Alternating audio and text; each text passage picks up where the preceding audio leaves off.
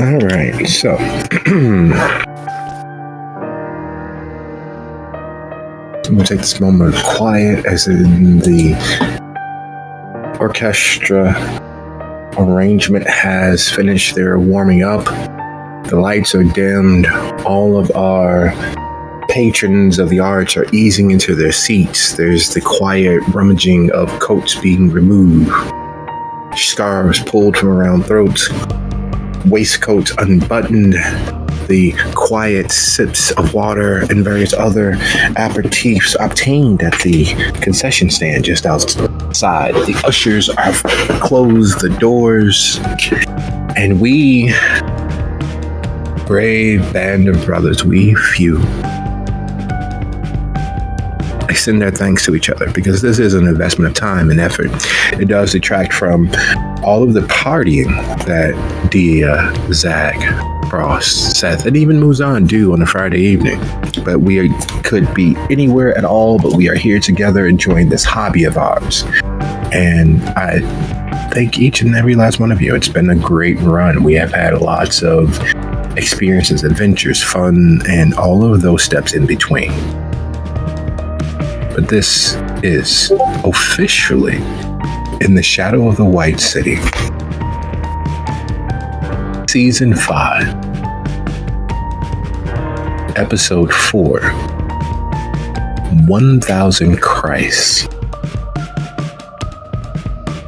When we last left our coterie, several truths came to their recollection, several tidbits, each member of the coterie having some small insight as to the happenings, either in defense of one another or in defense of their ideal of the domestic tranquility of their new nation, their independent nation of Thornton Township. Into this midst of chaos that is the stumbling first steps of a nation, a domain born unto itself, has come chaos from many different facets, many different corners. And as is always in the beginning of power settling in, domain falling across the land, there are those who would seek to unsteady the crown. They would seek their independence, even if it means burning the entirety of it down around themselves. So settling with the Knights, earlier investigations and realizations, and one small, minuscule, ineffectual problem addressed. The realization that for want of a nail, a kingdom could be lost, and that it is not the hundreds of millions of thousands of straws upon the camel's back that actually does it harm. It is simply that lighter than a feather, small, minuscule, ineffectual last one that breaks the camel's back. And settling at their bankhead behind their two-way mirror, watching the club as it is. Because somehow in the last few weeks, with the power settling over Thornton, it has become a competitor to the former Queen of Spades, run by Don Von Evan, the formerly second oldest kindred in all of Dalton and much of the south suburbs. The foremost eldest kindred being, well, equally non-existent currently. With no mecca, no entertainment center rising above the others, with very little competition, it is without a doubt that the coterie, either directly or through extension, are in fact the entertainment hub of Thornton Township. For the kindred, there is no other competitor. There's no other business that is not connected with the coterie that has any sure footing It's almost as if the party, the wake that they held, solidified the Psicateers, and by extension, the Rosie, as the place where powerful kindred can be, can exist, can swim in the rarefied air of power. And so secreted away at their bankhead, behind their double two-way mirrors, in their quietude, the coterie returns and settles in, watching the happenings happen. What is foremost on their mind as Frost stumbles in through the newly built rear entrance. His mission to the climates due north, far more successful than any could have hoped. There haven't been any news headlines, no blog reports, no amateur reporter who's trailing the tail of a spree killer. In fact, all's quiet on the northern front. Business has been accomplished. Steps have been laid, the foundation being poured.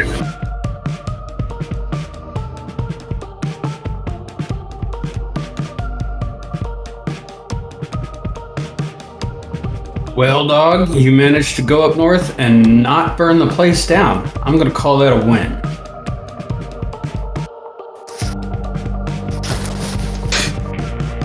It was easy. Here first since the last time we went. Yeah, Frost did better than your guitar playing ass. Thanks for the reminder. I'm here for you. I truly am. I'm hoping that your return marks a marked decline in the drug trade. That's correct. They ain't gonna be dealing there anymore. That's good. We just have to make the occasional appearance and make sure they have the fear of whatever the hell fear you put in them. Gets reminded.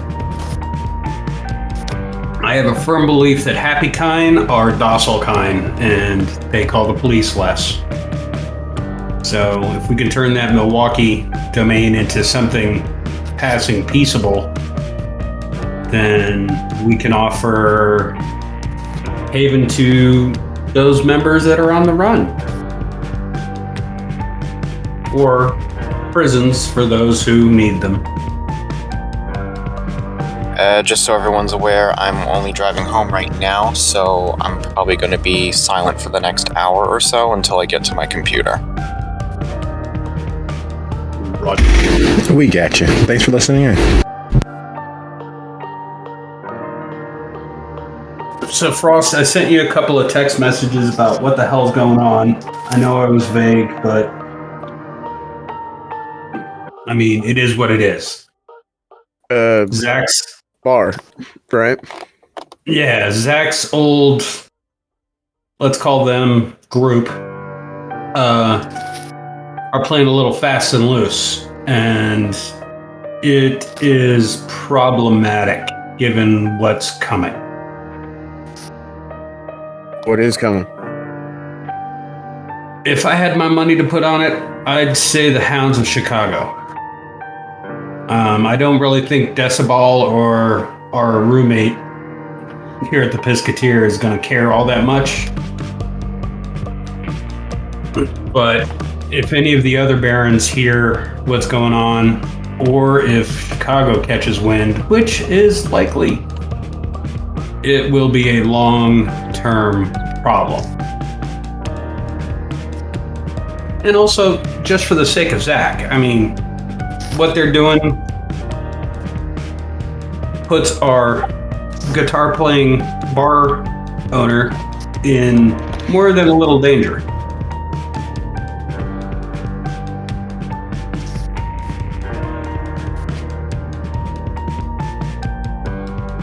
Which, by extension, may also put all of you in danger. Yeah. I mean, my personal danger in all of this is not escaped me, but I drive pretty fast, so, just saying. And I shoot pretty quick.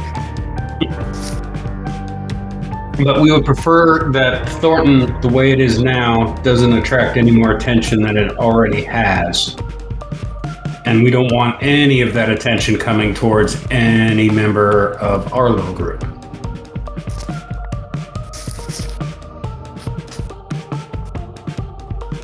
So, the Rosie just got moved up from a favor for a friend to priority number A.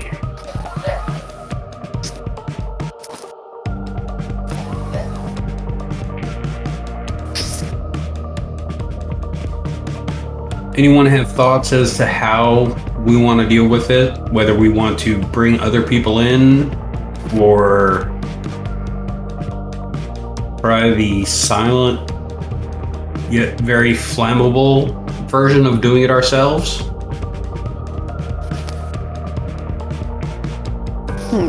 Both may draw more attention than we want. But we can't, obviously, just do nothing. We can't do nothing.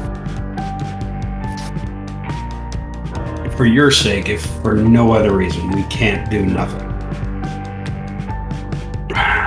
The truth of the matter is, and you guys need to forget what I'm about to tell you again, because I told you in the car. Rich maintains a lesser chantry that you can see from the Rosie's front door. If Faustina is not maintaining control of her barony to the point that Gould humans have gone completely unnoticed, Rich is in danger as well. And Rich is one of the few advocates, ancillary, on our side people that we have.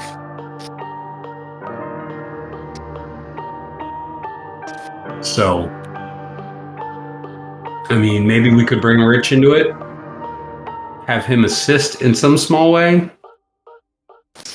Maybe we could contact Faustina and see what the hell is going on, but the risk there lies in the fact that maybe Drew and Sasha have already contacted Faustina, and the Baron already knows. And if either way, whether she knows or not, she will try to cover up her role. So, Tivoli. I don't know Faustina's politics. She's never been very clear where she laid with the other barons.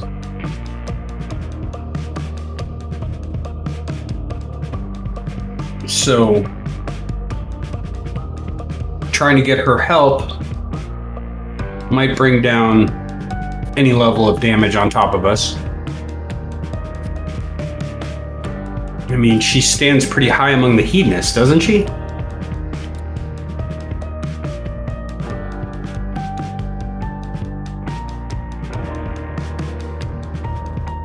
Last I heard. That's a good question. Would you be so kind as to go ahead and roll your intelligence plus etiquette? Both of our resounding members of the Sensates, the Hedonists, the Clan of the Rose, the number one publicly accessible information service throughout the bulk of the continental United States. Intelligence plus etiquette. Yes. And quick question, would Zach's hunger be at 1 or 2 right now? Has he done anything to using any of his disciplines that failed? I do forget that one portion. No. All right, so let's go with 1, shall we?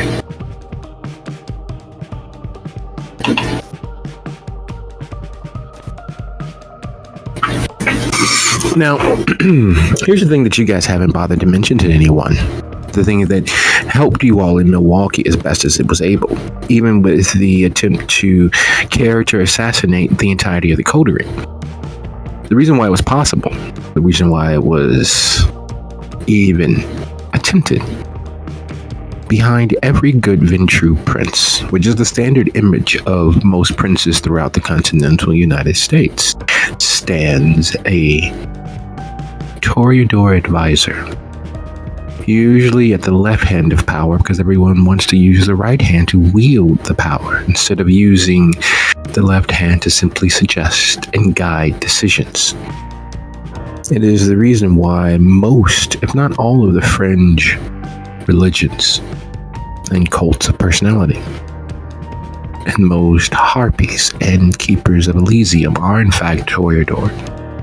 Their position in the tower is inviolably high, even before the notion of high clan, low clan, and long after its common usage.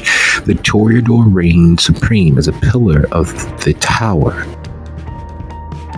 They also occasionally adopt members into the clan that are not of the blood, but provide a skill and a beauty, an artisan touch to what they apply. And Faustina's assistance to the clan, though not being of the blood, has been in her artistry with creating illusions.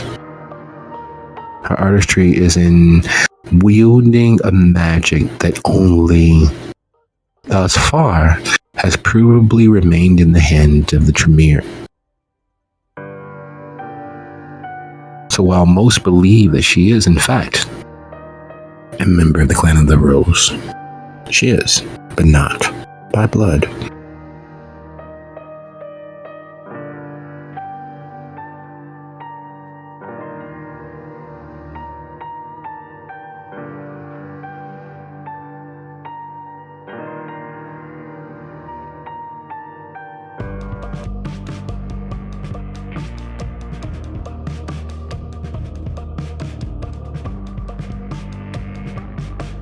I'm assuming that's relayed.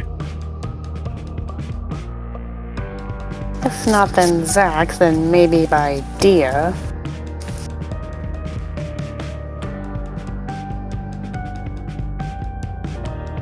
Sorry, it disconnected for a minute. What did I miss?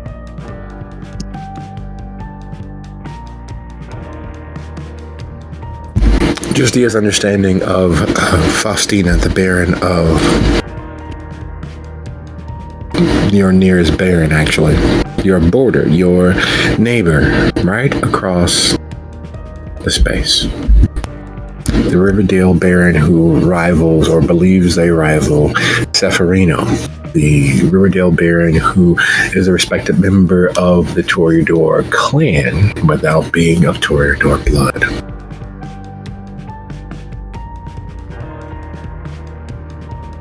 And what you relay to Seth when Faustina's name comes up, as Zach has chosen silence.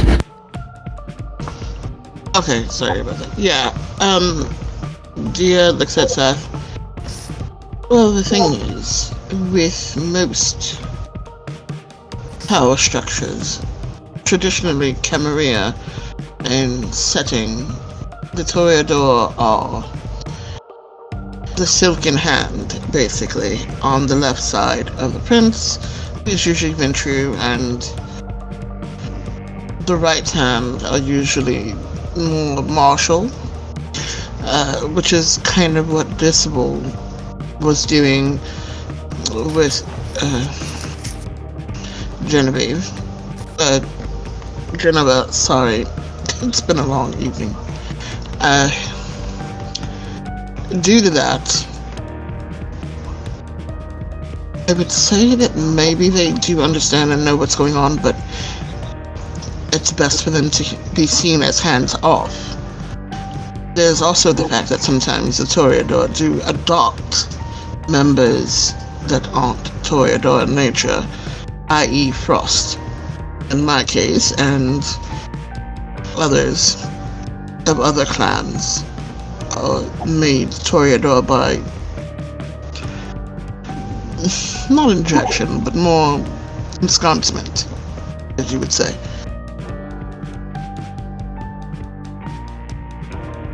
So she's not actually one of you. So any assumptions I might have of what to expect when we face her are probably off. Likely, yes. Do we know where she hails from?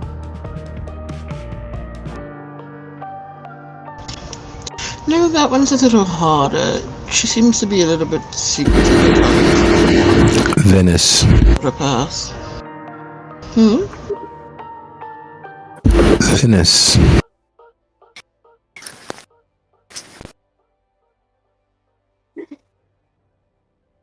She came roughly 60 years ago on a train from New York, fresh from a boat that came across the sea from Venice. She initially set up shop in Dalton, but due Von Evans' efforts, she moved along relatively quickly. Well, then I would relay that in the fact of, but if you were around long enough when she first got here about 60 years ago, she was freshly made Italian stock coming from New York by way of Venice. Set up shop here, but then didn't stay long. Well, damn. That does create other issues.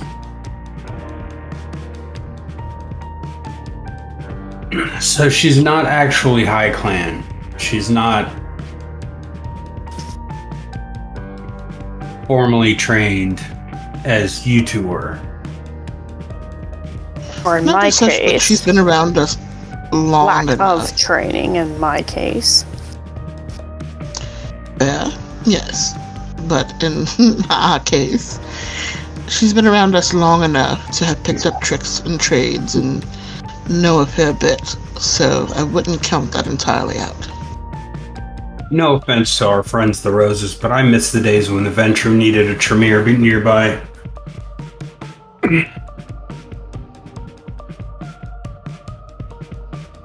Okay. So, we don't know enough about Faustina to trust whether she knew or not. We don't know enough about her to trust her reaction if we tell her. So that leaves us with convincing Rich that it's in the Chantry's best interest, doing it ourselves, or finding another Baron that might help us.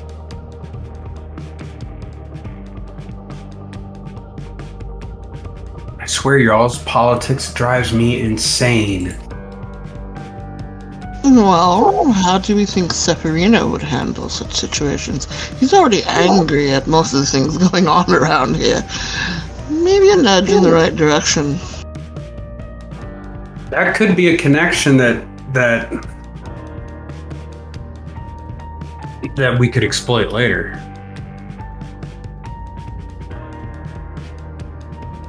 We offer our hand to him in dealing with this problem, and we don't screw it up. That could be a chit we could buy into later.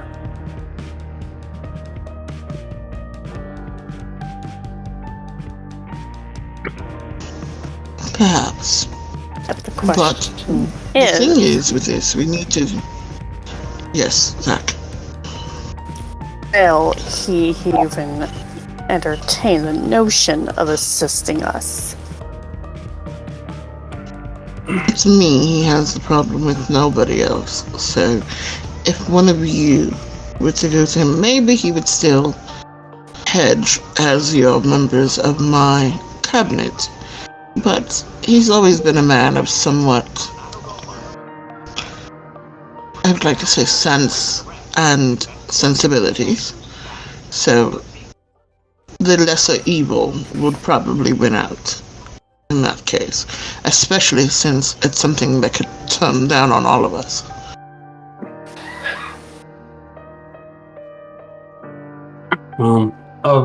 of all of our options that remain,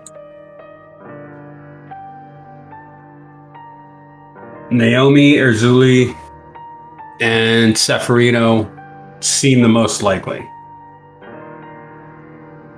Erzuli is playing a weird game, and I'm not sure she wants to expose herself.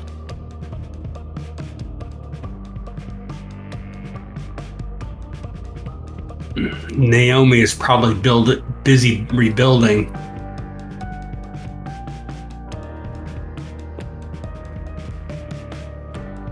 That time out of favor cost her.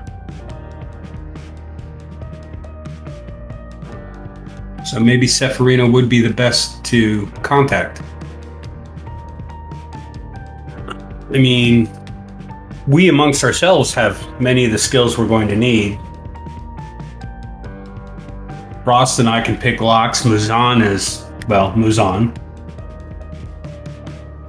Zach knows the information.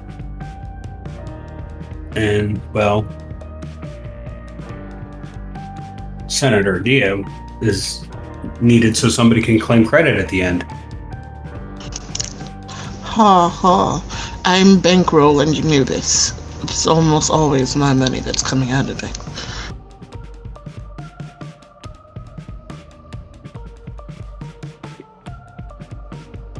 So do we want to try this alone, or do we want to try to make a connection while we do it?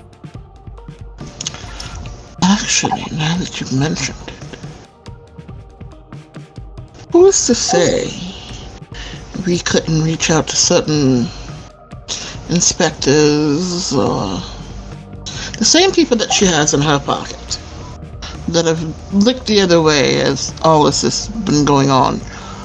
The best attack would probably be during daylight hours, seeing as how we're all sleeping and we could not have possibly been there.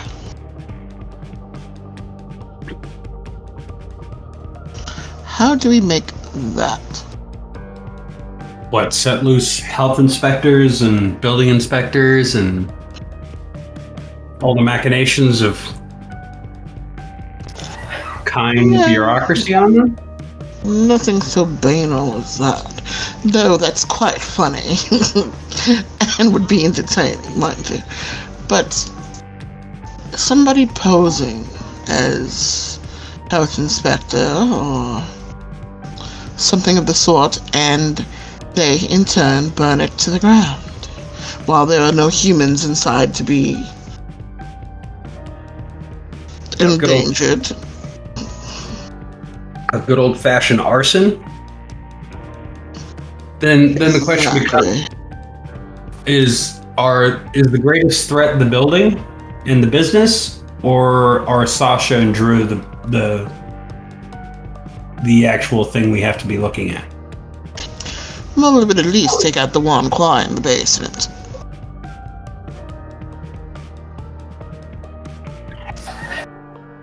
I would be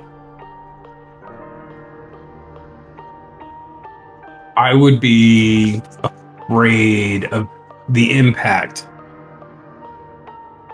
that might have. I've only lived in Boston and here, but in both places, Chinatown was sacrosanct. If we could save the One Kwai, the Cathalan, the whatever they're calling themselves this week, release him from his bondage, that might get us something in the long run. But burning the man out might cause problems for the city.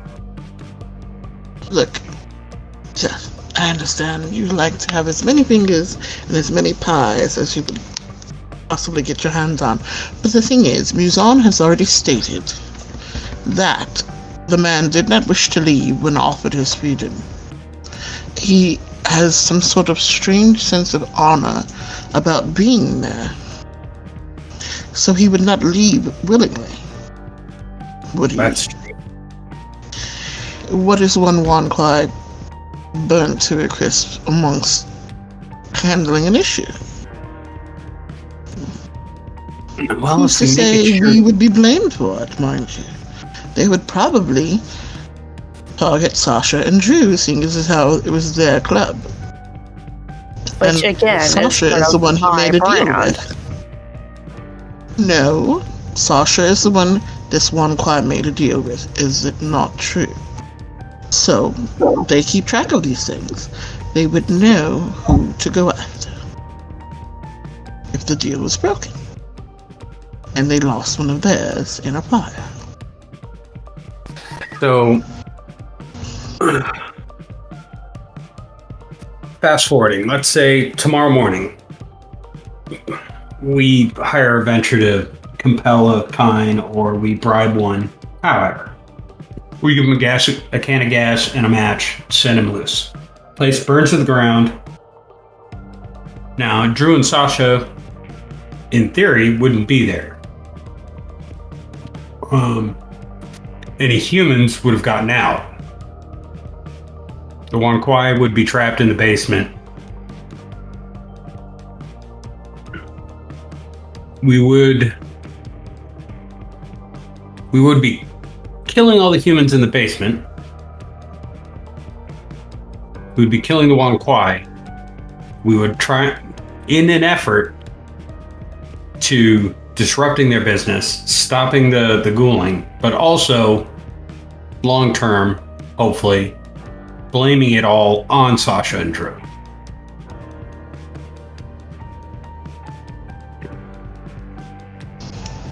Yes, but the humans in the basement are particularly already far gone, are they not? Actually, I believe it was the blood that it's being given is thin blood.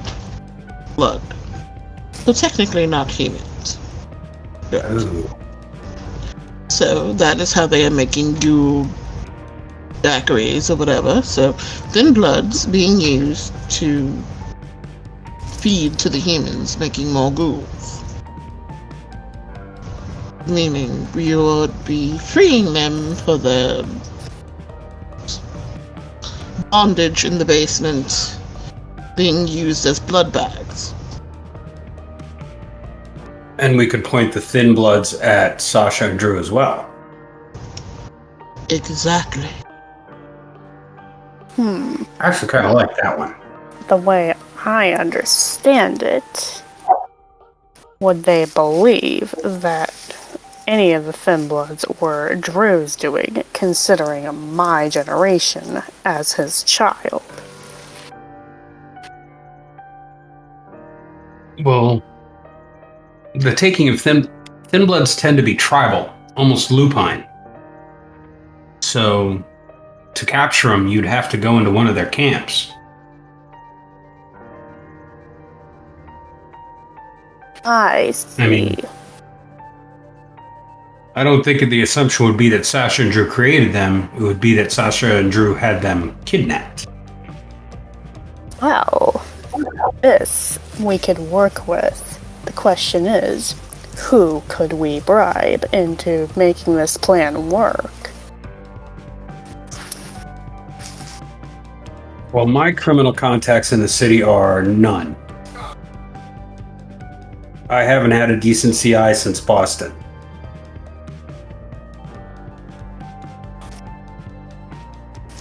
There are some technical means we could use.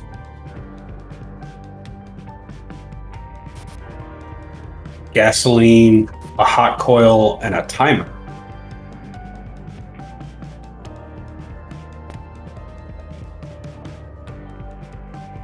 It wouldn't take much for a building in this town to go up.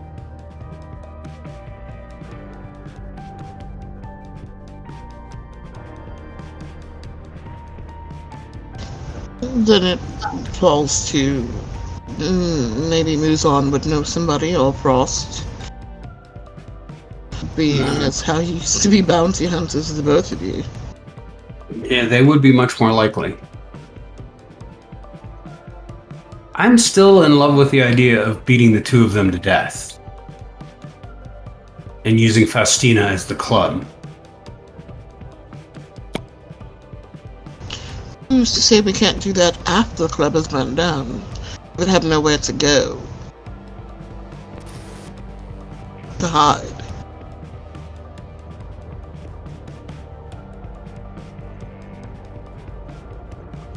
We trust that bit, though. Sasha certainly seemed to be running a tight ship, so who's to say she doesn't have any secret dens?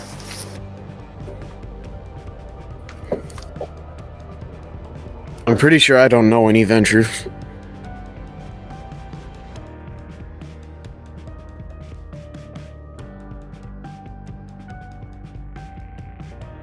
My other part is that the point of our little excursion was to reclaim the Rosie in some way. We burn it to the ground. Does that blemish you in some way? I mean, Tremere, we blow ourselves up all the time trying to figure out things, but Toreadors are not exactly known for that.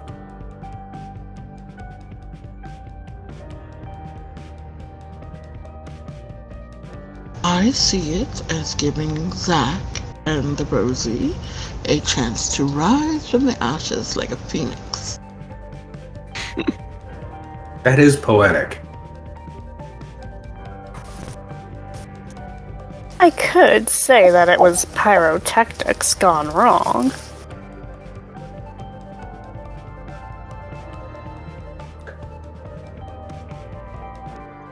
But who would really believe that? Well, kind newspapers mainly. They love those kind of stories. Isn't that how one wildfire started, if I remember correctly? That was a gender reveal party, but more than one famous rock star and a few fans have died in a small club where the pyro got out of control. More than a few. But that would be something we'd have to do while the place was open.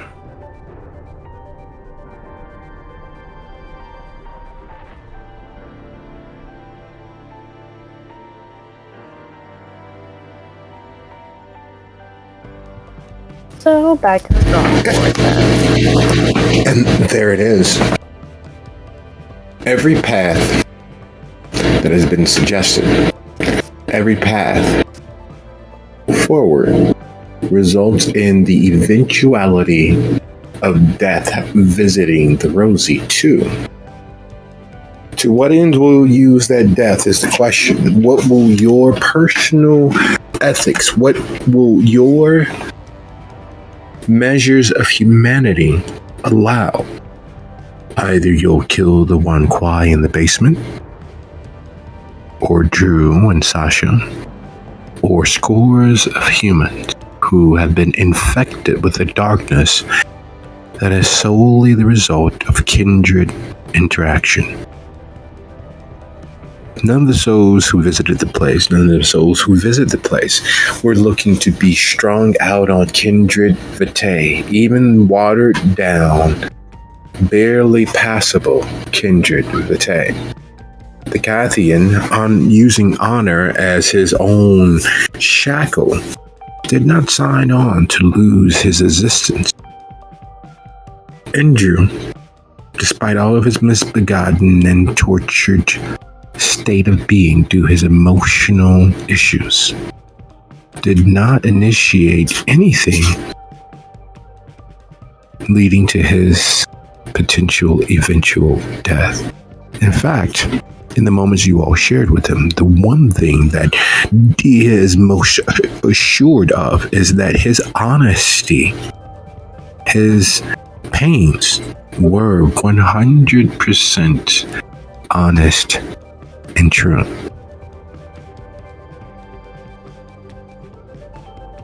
And here you all are, plotting, planning, and attempting to reconcile the eventual death of an untold number of existing beings.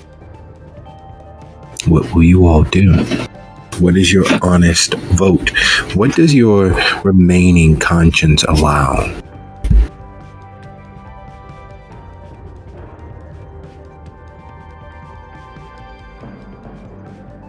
I vote the root and stem approach. I say we take Drew and Sasha.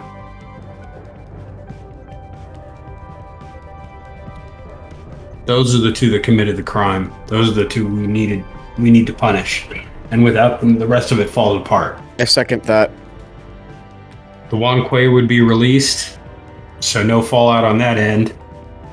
And if the tower shows up, we can point at this act as us policing ourselves.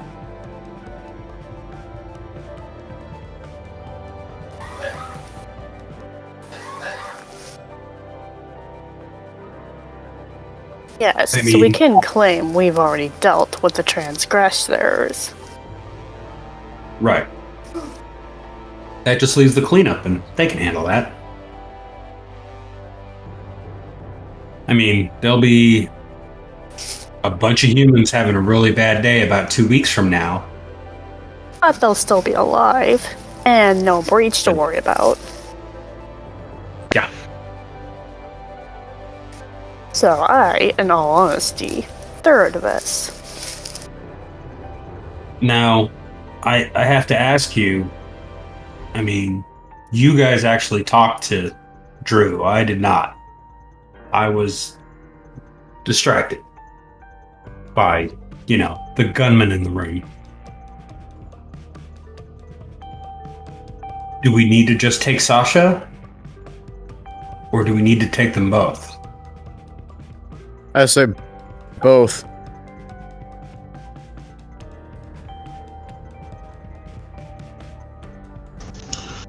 Actually, the only thing Drew is guilty of is having shitty taste in lovers. No offense, Zach. And being duped in love still with Zach. So, technically, this isn't his fault. It's all Sasha's doing. But he's not stopping it because he is too besotted in wanting Zach back.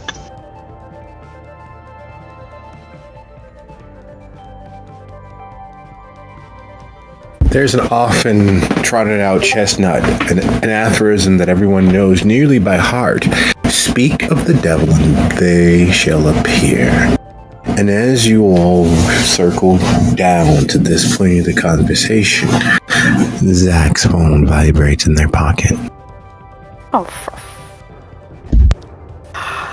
what is going wrong in my life today?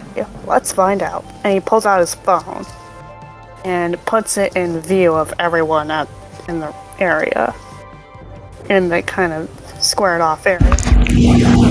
There is a text message that slides across the screen with all the push notifications you can imagine, and it is a simple one. It is a straightforward one. It is the tearful little blob that everyone knows is the crying face, followed by I miss you.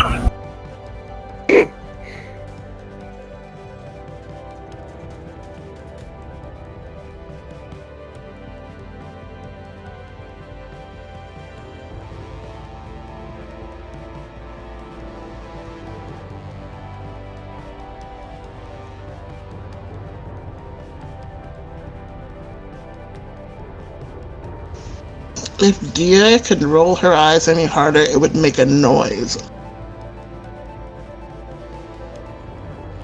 He just does not give up.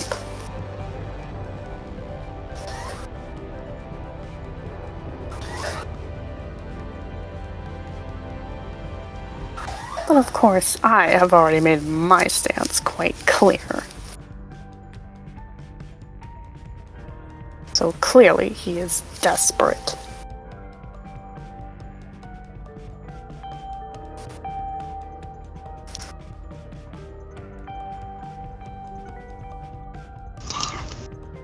Dia smirks. You should text back. New phone, who dis? Let's see what happens. No, I just might.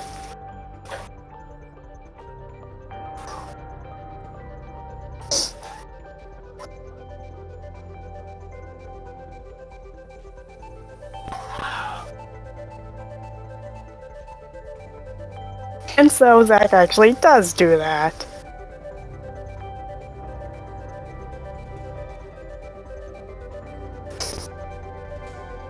It doesn't take very long at all.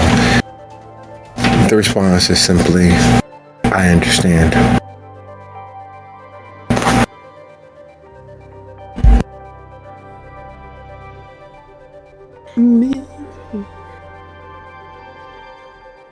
What was that?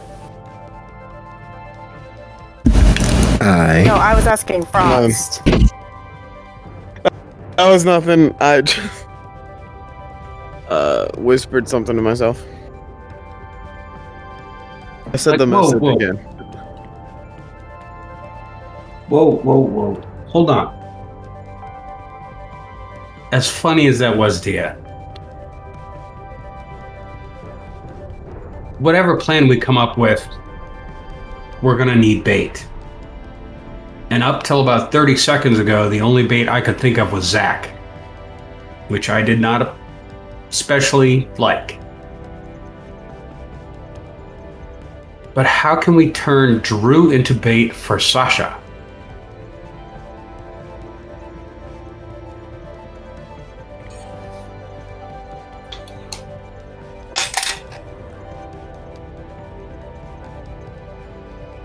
I mean, if Sasha is the problem, removing Sasha is the solution.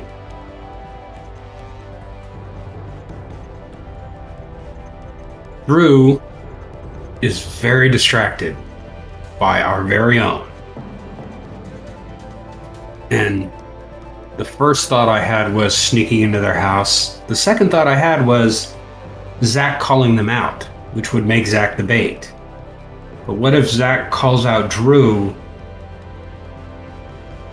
and then we wait for Sasha to follow? Even better. Let's have Zach tell Drew that they would think about getting back together with him, but they have to have a talk. But don't tell Sasha that we're going to meet. I mean, jilted, jealous women, of course, they're going to want to follow. Exactly. So we have Zach draw Drew, and Drew and Sasha will trail behind to find out what's going on. But will he believe that, given what I just sent? I think that Drew would believe anything if it came from you.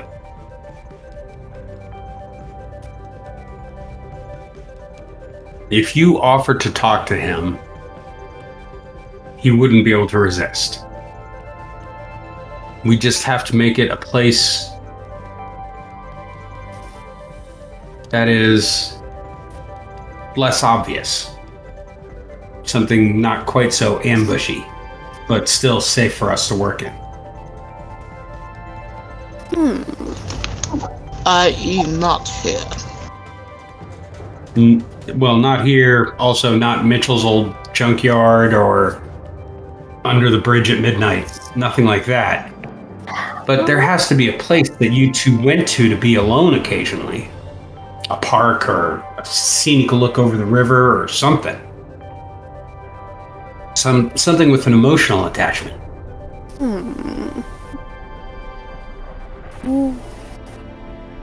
You invite Drew there.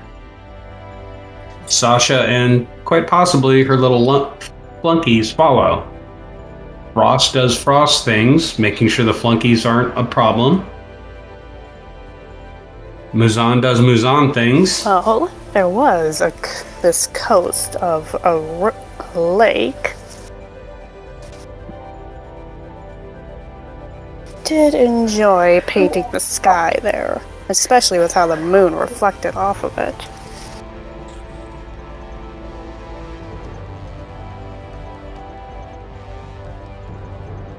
And there were times when I would model with my acoustic.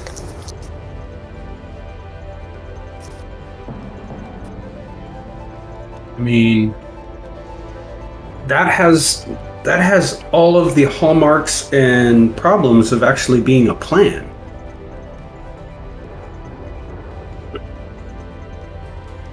I mean, Go to you get shit. him. What? That means it. Of course.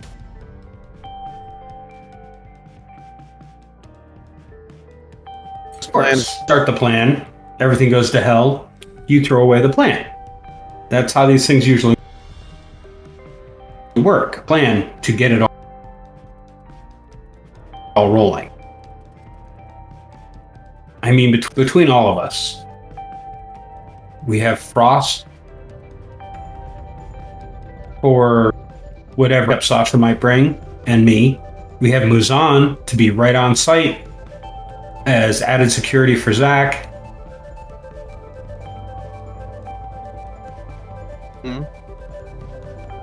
I mean, there's the Nugget, and then we have our own Baron to put her blessing on the event. If anybody asks, the Baron found out about these Gould humans, saw the masquerade breach, and had her personal cabinet deal with the problem. The physical and the political all taken care of in one little neat package.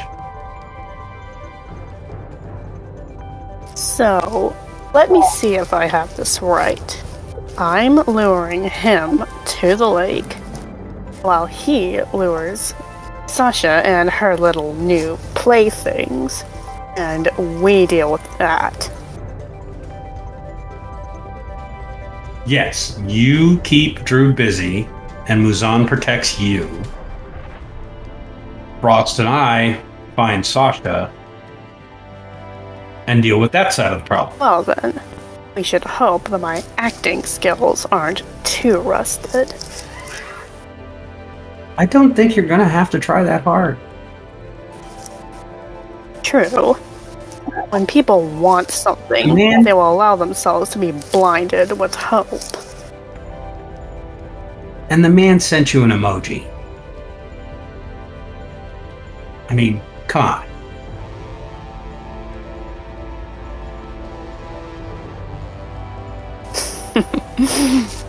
Well then, say the word and we'll put this into action. So, Senator, do you think we have a plan? Fine, let's do it before I change our mind again. Alright. What time should I arrange for?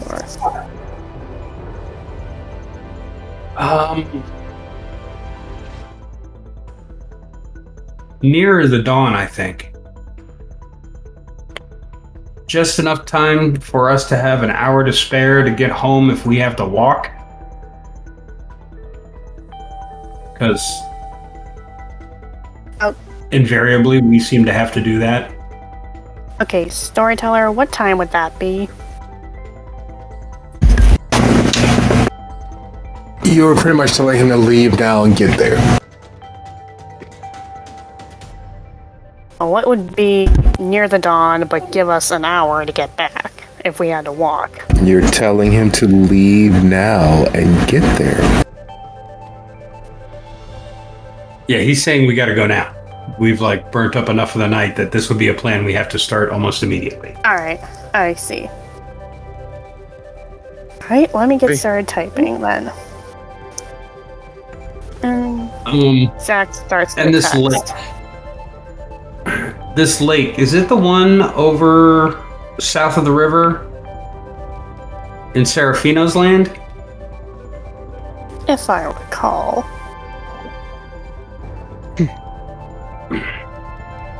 That That bad? has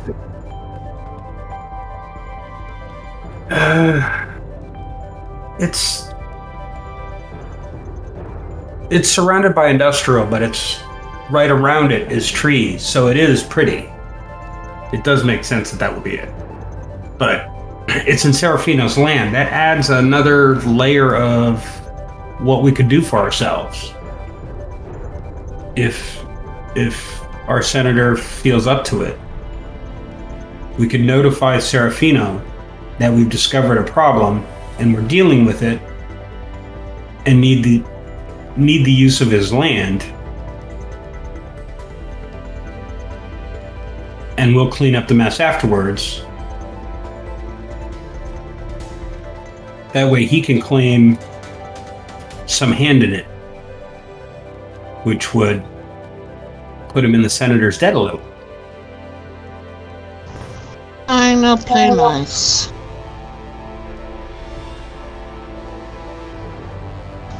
So while Zach's making their phone call, I will reach out to Seferino on my own and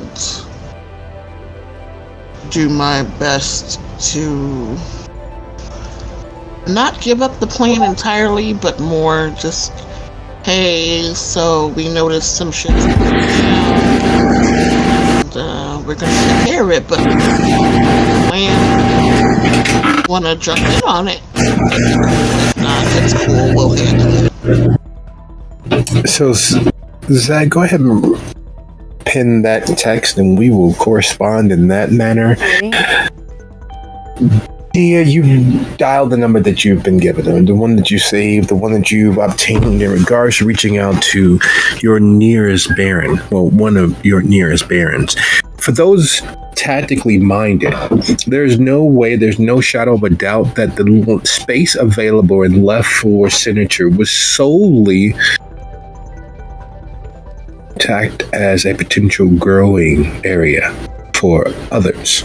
It is the very northernmost tip of the domain. It is what's left. And while you all have made a silk purse from a sow's ear, partially due to the wake that you all held, it is without a shadow of a doubt that tactically there are far too many other barons with borders that align yours. There would not be any way, if there was any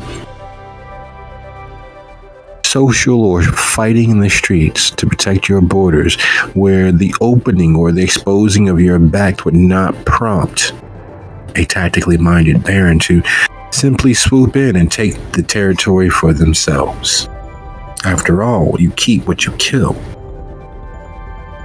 All the same, when Dia reaches out to the number, the voice on the other end is not Seferino's. The voice on the other end is Lothair's, Zach's grandsire, and Seferino's right-hand adjutant. Some would say that Lothair actually acts as both a diplomat and warlord for Seferino, rousing the troops, keeping those who need to be in line, and ensuring that those willing to fight are able and given appropriate targets that their swords never dull. Others will simply say that he's the old gray-haired fox that spouts poetry and rouses the passions of those he speaks with.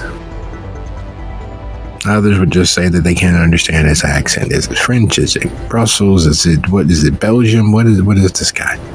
But all the same, as Dia reaches out, the phone is immediately answered. Senator.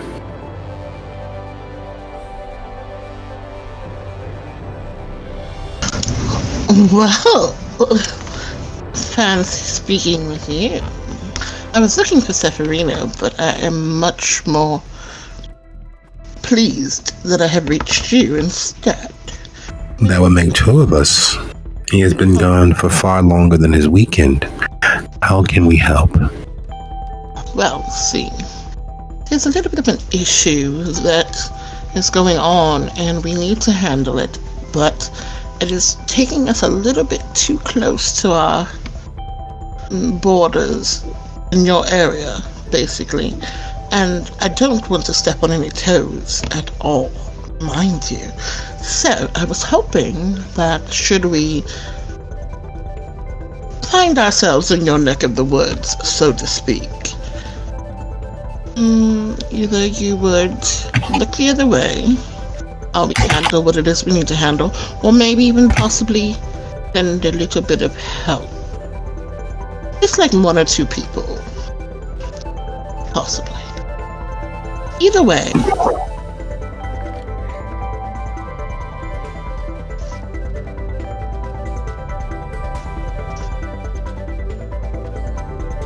that is suspiciously lacking detail. And as neighbors, good fences make for good neighbors. However, if you tell me where you might be alighting, I will do my best to arouse our most capable associates to assist you. Oh, I don't mind sharing that info with you. And she gives the location at the lake. And Zach looks up that at is- Mia with a grin, basically cueing her that Drew took the bait. That is most unavoidable, and unfortunately, I would suggest, if at all possible, to stay as far away from that particular area as possible.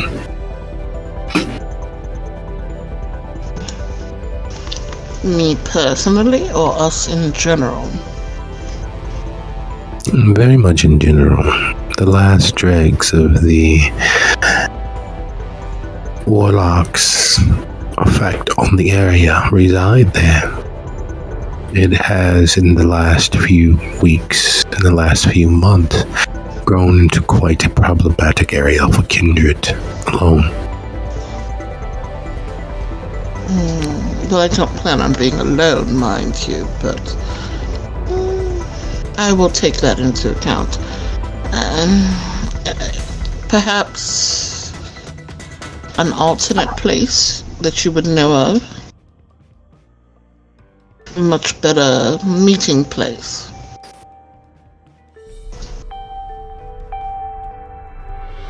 Perhaps I should come to you. Are you at your club? Indeed. Where else would I be? Very dawn, but I should be able to arrive within the next 40 minutes. I will see you then. And she hangs up. So hearing the plans laid and what lays before the coterie, with those conversations being handled via text and via call, what is Muzan's leanings on the matter?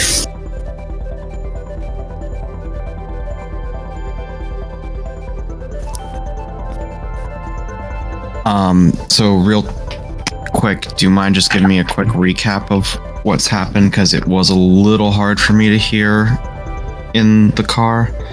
I know that we're planning to bait Sasha, I believe. Yes, you are attempting to lead Sasha by stringing Drew along so that you all will have the opportunity to explain the error of their ways and make sure that Sasha doesn't walk away from it still undead.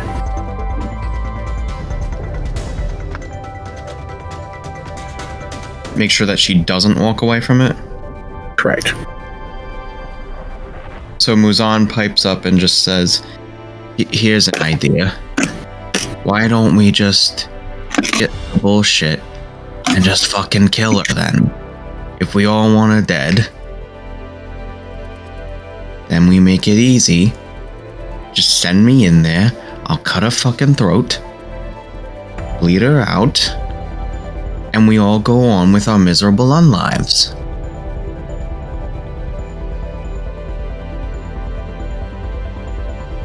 It's so much simpler. Well, the plan is already more or less in action. Because, my darling, you do not poop where you eat. I think the proper term is shit where you eat. But listen, no plan survives first contact with the enemy anyway, so why don't we at least have it as a plan B? Just a quick and dirty, you know.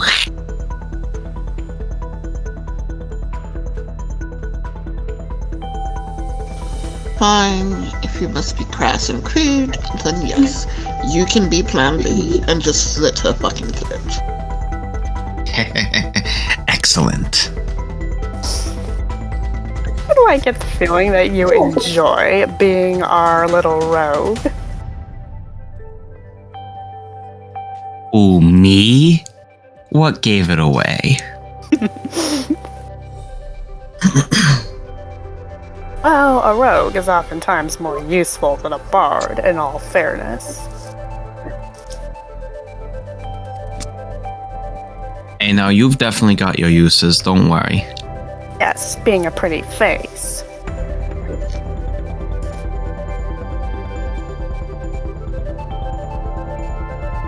I mean, any face is pretty compared to mine, but yeah. So, if the ball is already rolling...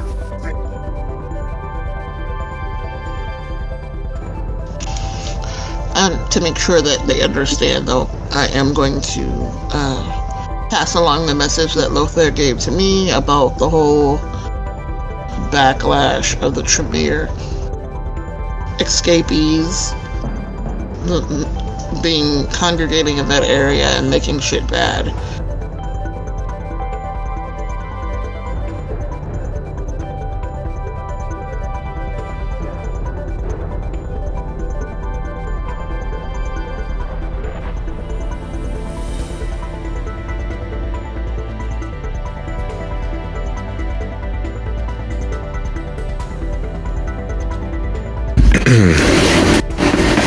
Is there any response to that message?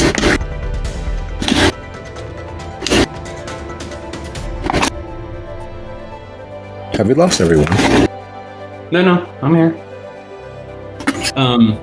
When she says that the warlock's escapees, Seth face palms a wee bit. It's like, yeah, and they're not your standard escapees. So if you see something weird, find me, sing out, don't keep it to yourself. It's like that movie with the famous guy. You see a black cat and the same black cat again, you let me know. Oh, so we're supposed to look out for deja vu moments? Deja vu moments, trees melting for no reason, water turning to blood. All the greatest hits. Well, that last one sounds amazing.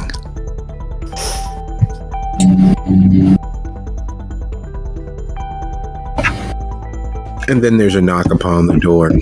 Looking through the double mirrored door, the matron of the house, the slightly middle-aged woman who has been keeping things moving with the new stock and ensuring that everyone is as pleased as possible with the newly trained merchandise, is standing there.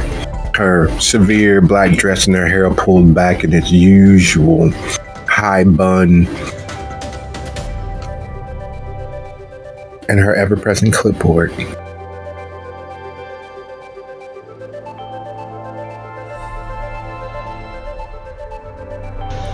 If you'll excuse me, I have to handle this.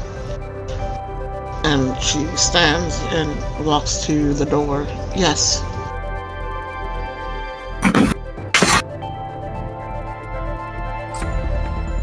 Miss White, I do hate to intrude. There is a delivery of roses.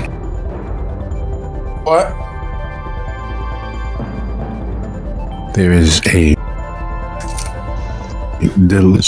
and while I have quietly asked each of our political guests currently in residence, none of the senators or representatives currently in the premises claim that it is theirs. It is simply addressed to the senator.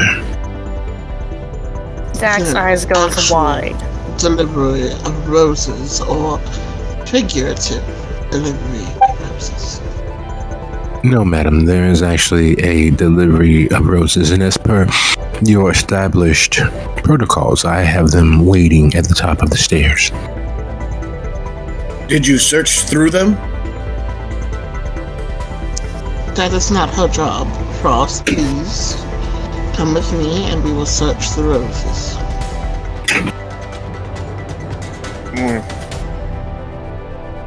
What, are you afraid something's gonna blow up?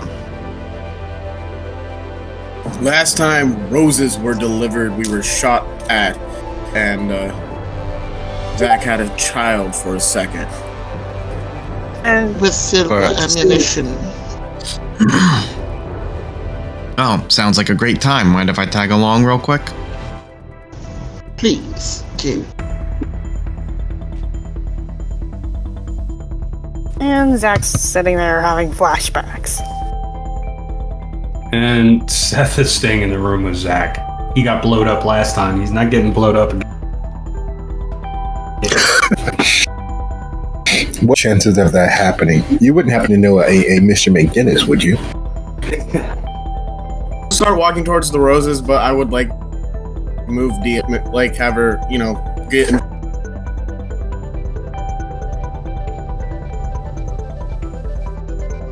front of Dia. Sure, if you'd like to look like a target, of course.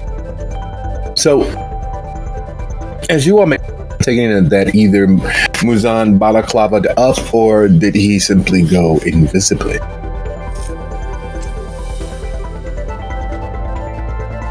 He'll keep it simple this time and just balaclava up. Mounting the stairs. He'll also have like a face mask on to hide the actual mouth. Or rather the tusks. Excellent.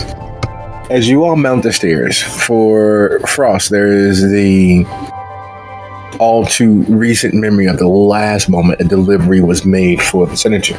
For Dia, while it was not nearly as immediately traumatic, the fact that it took 3 days to clean the blender, the fat, the gristle, all blending together into a pulpy, very soft hamburger-esque quality, as everything was juiced, all manner of ichor, as the fat, the muscle, the tendons all melded together and were mushed and ground and repeatedly ground so you can get every last drop of blood from the corpse of Zach's child. The corpse provided to you by your body man who was walking a few paces in front of you up the stairs. Your child, by every definition of the word save blood. Your child, who, by your count, is far younger than the average kindred of the city by several decades. And yet, physically, he is by far one of the oldest of you all. It looks very much like the dad leading his children, or his child, adoptive daughter, up the stairs to her bedroom, check under the bed for things that might be there, to make sure that the closet light is turned on. Even after all these years, the teenager clearly needs such assistance. At least that would look that way to people who didn't know who Dia was, who didn't realize where the strength in this relationship politically remained. Getting to the delivery person holding the very large box of 4 dozen roses. Dia knows this without even having to count any of the roses or brushing any of the thorns. A box that size is often the precursor to several meetings. 1 rose for every influential member able to arrive. 1 rose for every member of the clan who will be arriving shortly. There's inside, even without looking, she knows there is a small powder blue envelope with a date and a time. Inside that box might as well be a landmine, because that box signifies that Dia and her cabinet and her staff and the Psicateers has come to the attention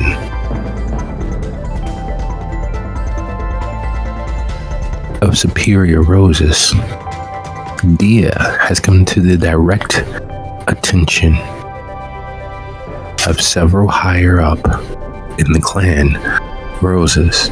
And this is a summons of sorts. And like all summons from the clan of the Roses, means a salon, a party, a small bit of conversation with all the knives out.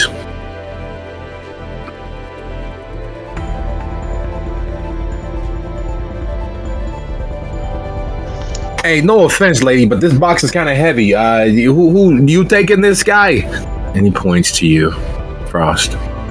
It's clear that this is the sort of spark plug individual that, if the wrong word was said, he damn this job. I don't need this motherfucking stress. Hey, you want to take this box or not? I've been standing here for fucking too long. Frost gives a little smile because the way he's acting is not either scared or, mentally not there. Like, he doesn't seem like he's kindred. Compelled. That's the word I was looking for. Yes, it is clear that no one has made this gentleman's mind in quite some time, including himself. Frost goes, I'll take the roses. Yeah, about damn time. Make sure you fucking feed him or they'll die. You got it? The food's in the box. Yeah. And he shoves it brusquely towards you. Osh chuckles. There's usually a signature necessary. Do I not need a sign? You want me to fucking wait here while you figure out how to write cursive? You motherfuckers don't know how to write cursive. Take your fucking flowers. I was taught that in school, young. The guy turns. What the fuck you say to me? I said I was taught cursive in elementary.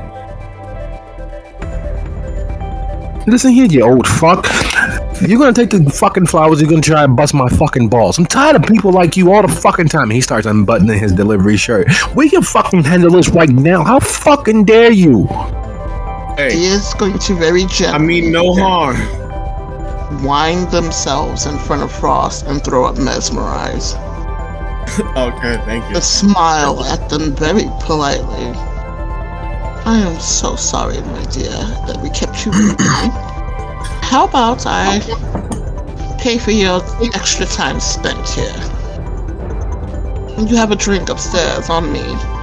Whatever you wish. Could have handled that. There are moments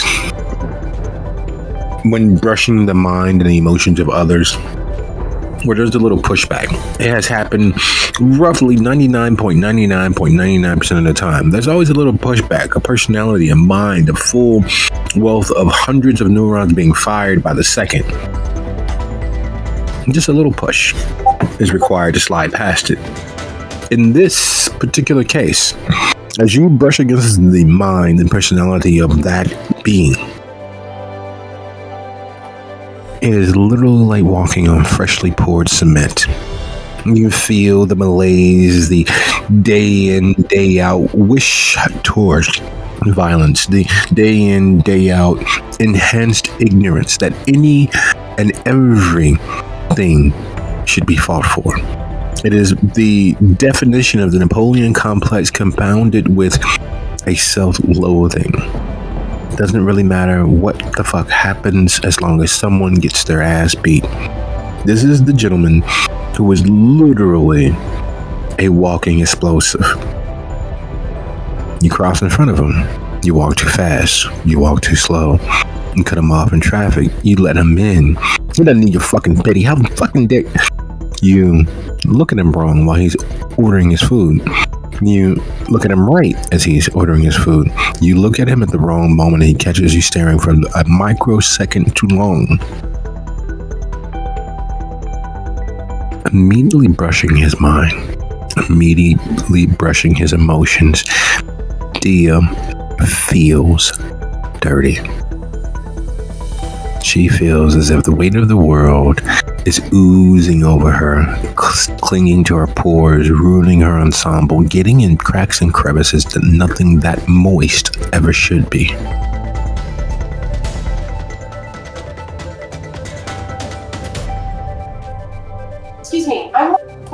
low mileage SUV.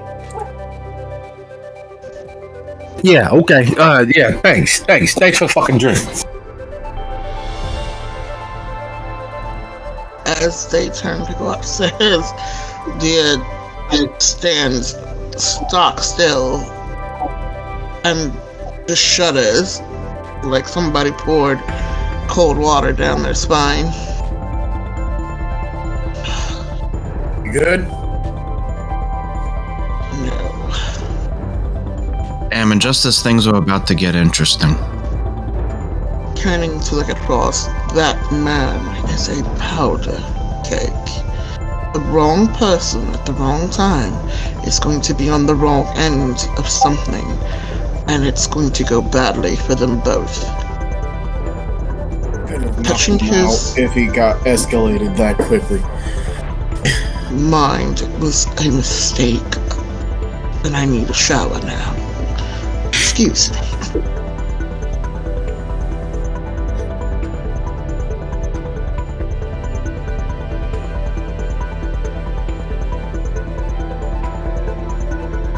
So what am I supposed to do with the flowers? do what he told you to do. Hold them. No, put them on the bar, but they are not good news. I will tell you that already. Men are being set roses ever good news in our world. There are exactly. You said storyteller 2 dozen or 4 dozen? 4 dozen. That's a lot. There are exactly 4 dozen roses in those boxes, and I know before even looking at them or counting them that is truth. I also know that there is a powder blue envelope in one of the boxes giving me a date and a time. There is a rose for each member of the Toreador clan that is higher ranking than myself that will be coming here as a part of a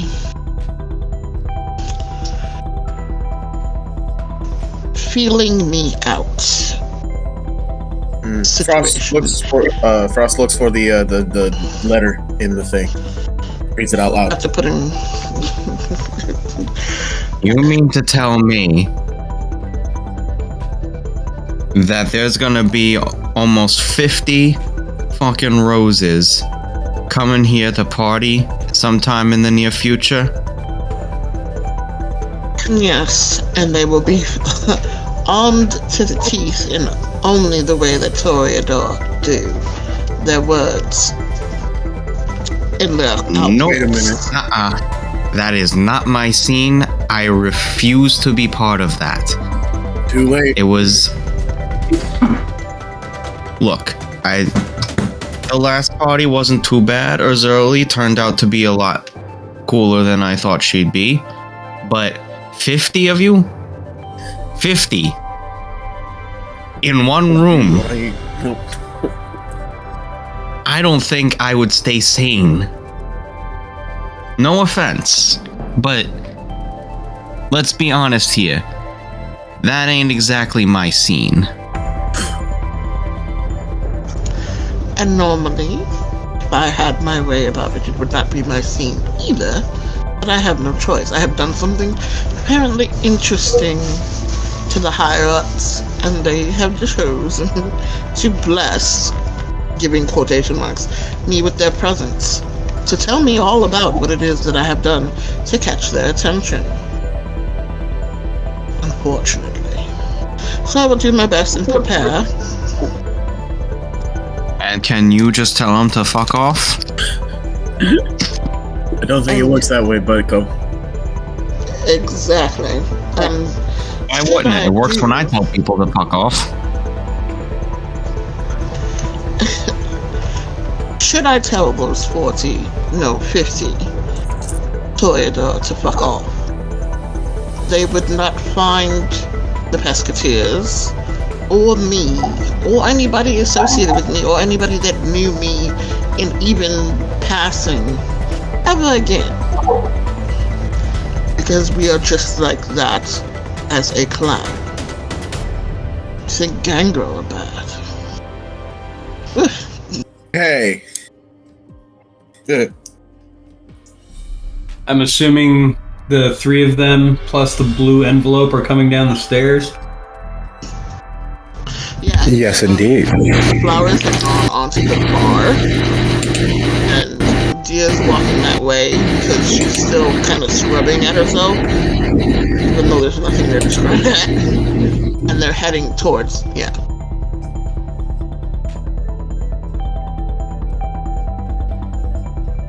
Hey, they didn't blow up. Yeah, we kind of did. I must wish that we had. What? What do you mean? This is when Frost opens up the letter and reads it out loud.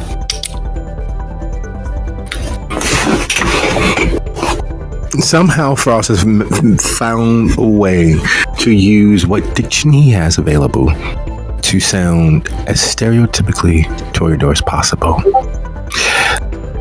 Dearest most beloved Senator White, our belated condolences in regards to your sized appearance beneath the claw and fang of those wild associates of your suburb. We as always endeavor to wish you the best of fortunes moving forward and would like to do so in person at your earliest convenience, on or no later than. And then there's a date and a time, roughly 2 weeks out.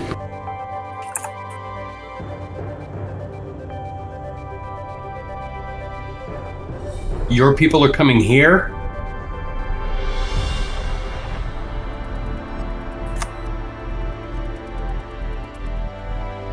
And this was accompanied by 4 dozen roses of the utmost gorgeous and well cared for red. 1 for each Toreador. 4 dozen.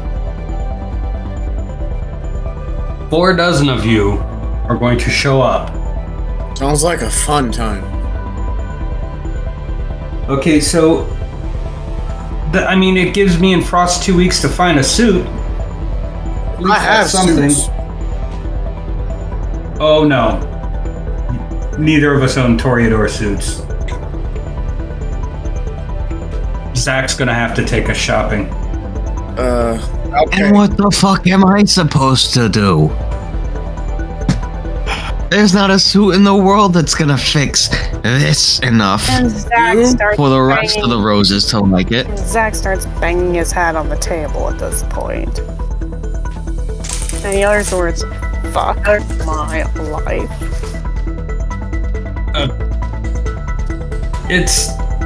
We can use the tradition of a mask for you, Muzan, but in a room of 50 Toreadors, there is no level of invisible that's gonna cover you.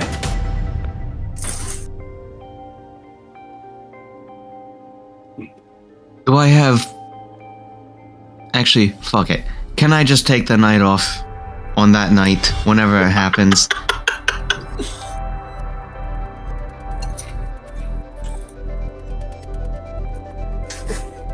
Come on, Can you just...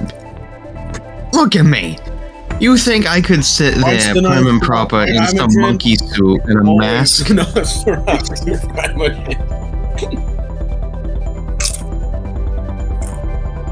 The senator can explain it to you much better than I can, but if we aren't all here, it hurts her. As much as I'd love to put you in my office with a little sippy cup and a snack, darling, it's not possible.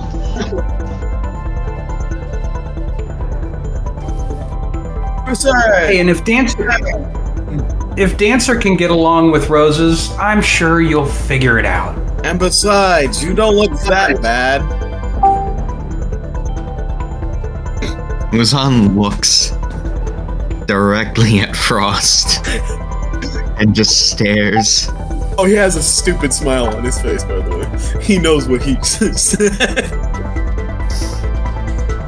Yeah, Seth is grinning too after his comment about Dancer. They're enjoying themselves. You know, if I didn't think if I didn't know any better, I'd say you two are being sarcastic. But that's my thing. Zach, I would never step in your lawn, man. and Zach looks up. Anybody mind if I go outside and light up?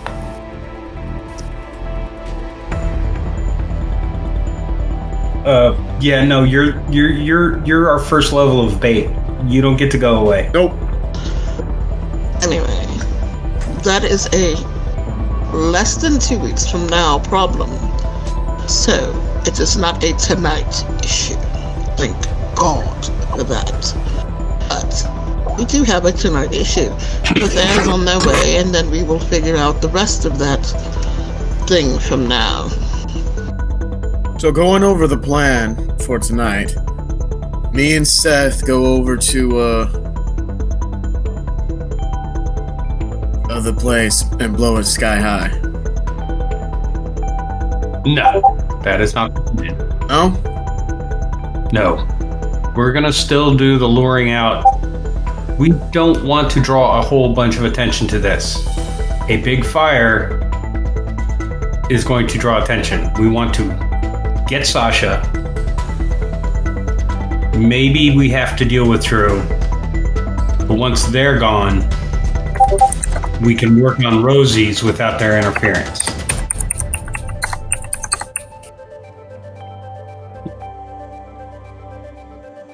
Plan B is Muzan. Alright. So we just take out the vamp. I mean Kindred, sorry. Yeah, you're gonna have to get rid of that little nervous tick before the roses show up too.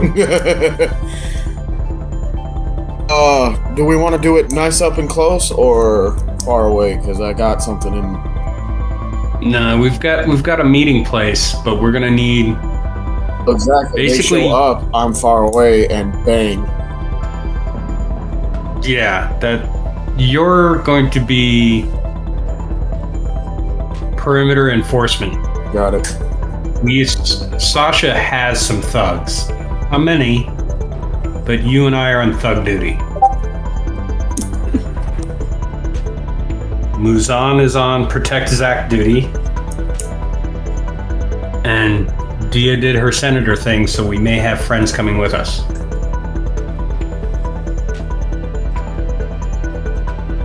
There's an old aphorism that you all just recently had dance across your minds, have it slide across your tongues, and settle somewhere in between the two.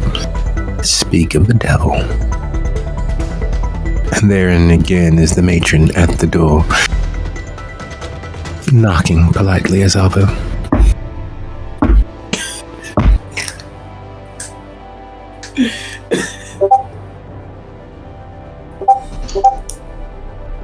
Let me guess, more roses? No, Mrs. White. There's older gentleman and a group of thugs. I did not believe that, despite the designer togs of the gentleman, that his friends and associates quite belong. They are considerably less well attired. Do I need to shove them off? No, it's probably Lothar. Remember, he's a silver fox. And she stands smiling and pretty much flounces out to the open to go meet them. Francis? Wait. Flounce. Flounce. What does that look like? Give me a moment. I like bouncy step, little hair flip. So you're excited?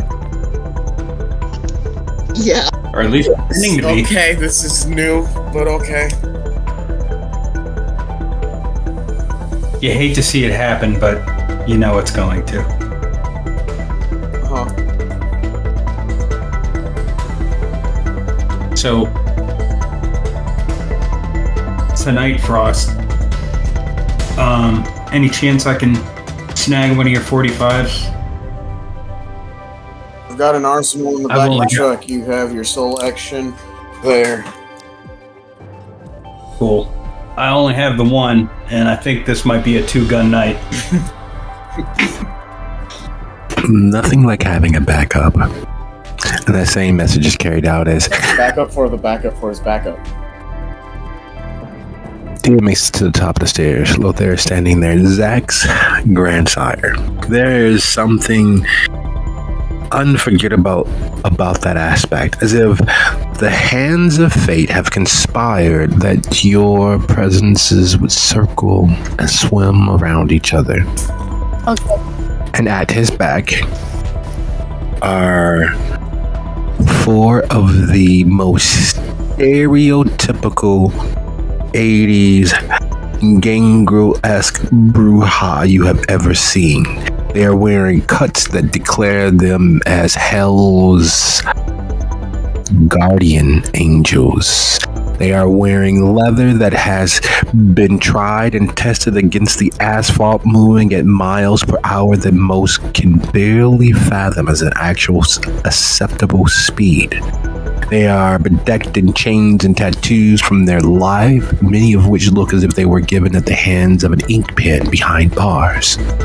They look as unsavory as you could imagine the roughest, rarest, hairiest side of beef that lays on your plate pretending to be a steak.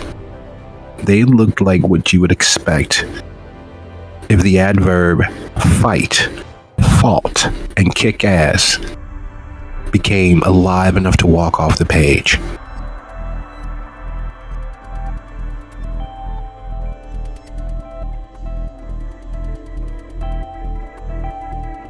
Maybe I won't need that gun, Frost. Yeah, it's as good to see you as always. These are my associates, friends of Seferinos.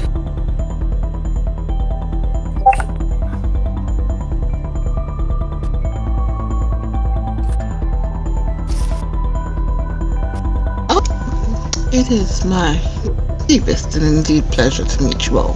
Please come downstairs. We were, I think, about to leave, but before we do so, I will fill you in maybe just a little bit further about what's going on.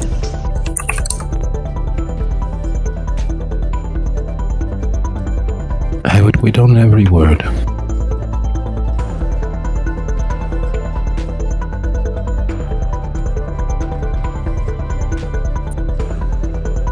Hey man, you know, quiet please. We are nearly there. There will be violence of one shape, fashion, or form. But for now, let us continue planning. There's much to do and little time to do it in. Lead the way, please, Senator. She's smirking her ass off and comes back inside, motioning to the table. I'm sure you remember all of my cabinet members. It is a pleasure to see you all so well appointed. Zach. And Zach gives a small but weak smile. This problem we have is largely mine, and they got dragged into it. I doubt that they would say much the same. After all, we are those we choose to associate with. And what we carries far more weight and says far more about who we spend it with. You are clearly valuable to these members of your coterie. Perhaps you should return that favor by owning your value to them.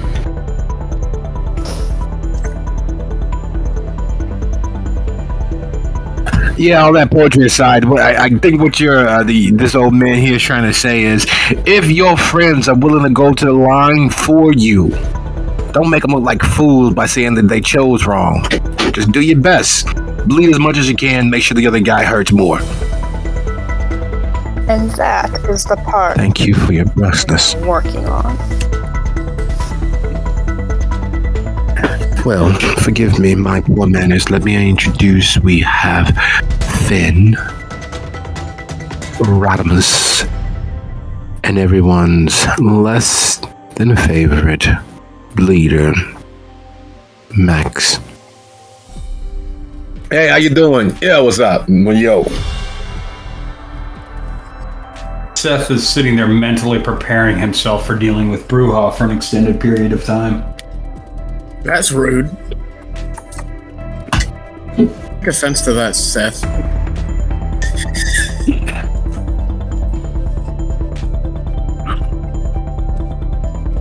My Lord Lothair, we've met in passing. But, officially, for you and your friends, I'm Seth McLaren.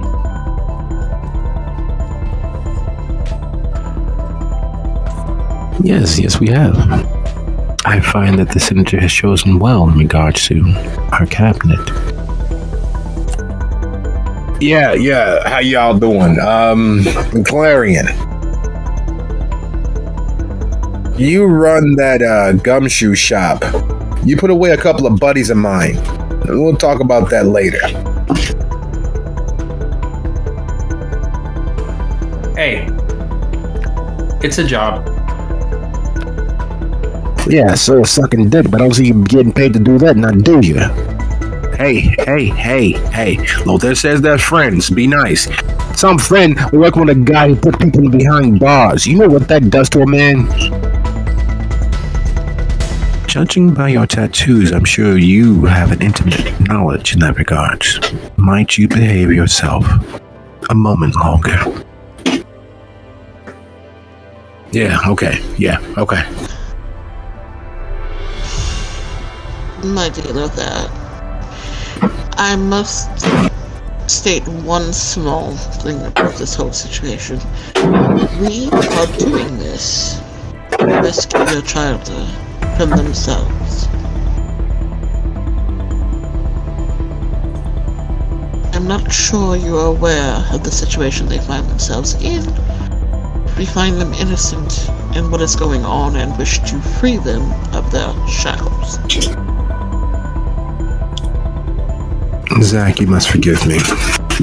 With all due honesty, with every iota of my being, I must inform you that since their presentation to our clan, Drew has been given a multiplicity of opportunities to return to the fold, even if he does not share my political views, even if he stands against the very sect that protected him as long as I could. He is not of my blood. He has most recently decided to abandon his service to my Baron, who extended hospitality to him.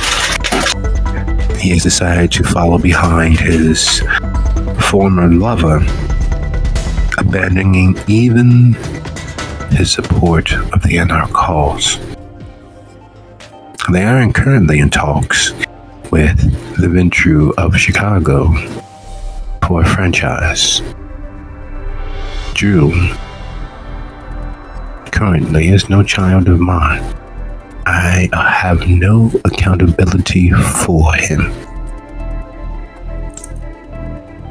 Well, then that makes this all the more hard, but at the same time easy. Thank you for that truth.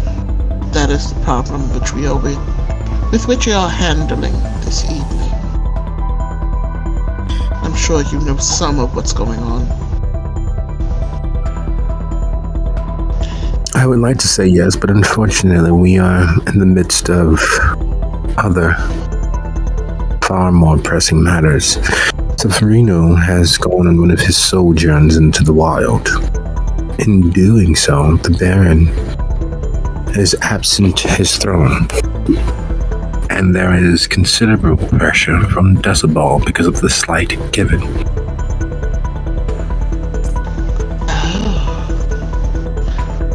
Does it have something to do with, well,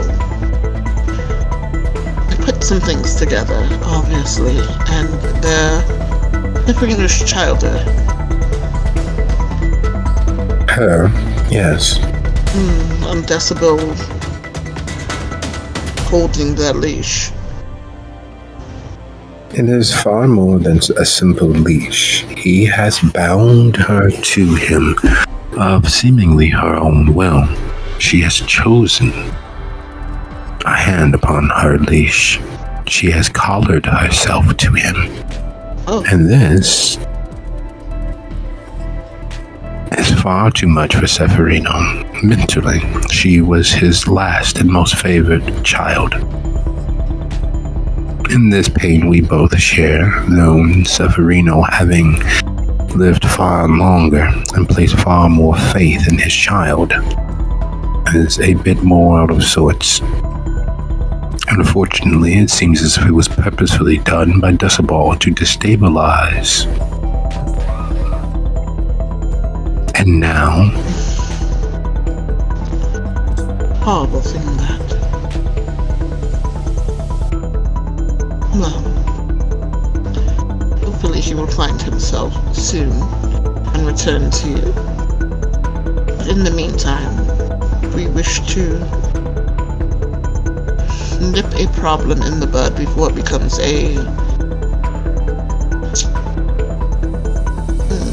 more widespread issue and more visible problem to the daylight sort of situation.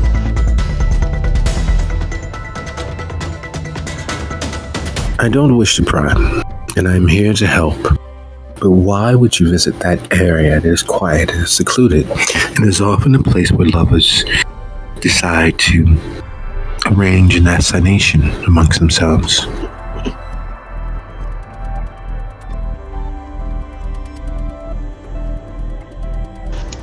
To be perfectly honest, we are using Drew as bait to lure Sasha. And I am the bait that's luring Drew.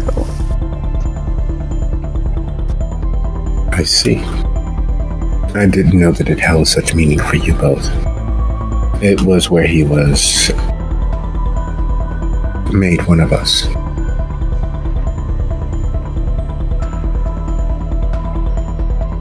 And then, should this be his end, it is also a fitting place for such to happen, is it not? There is a certain poetry to it, though if he chooses incorrectly, if things go as far as you fear. And then he looks towards the three men at his back who have managed to find seats to sprawl across, feet up, legs bent.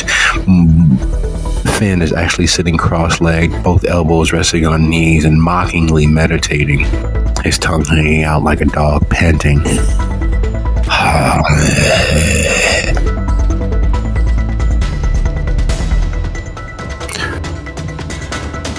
If it gets as bad as our assistance for the evening, I do believe that the final blow should come from. And he looks towards Zach. I believe this would be fitting as well. As unfortunate as it may be. But at this point, I dare say, he dug this grave for himself, and now he must get in and lay in it.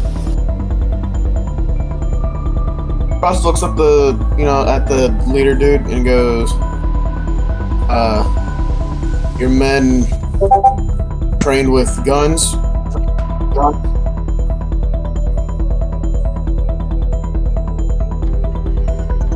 He looks from them back to Frost. Please don't answer that, gentlemen. They are a little more visceral than that. After all, even the weakest amongst us can shrug off several blows from the wide variety of firearms.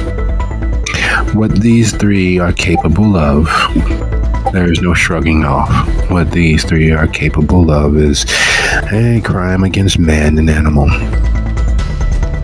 If it comes to them unleashing the fullness of their fury, I pray that you don't hold their violence against your image of myself.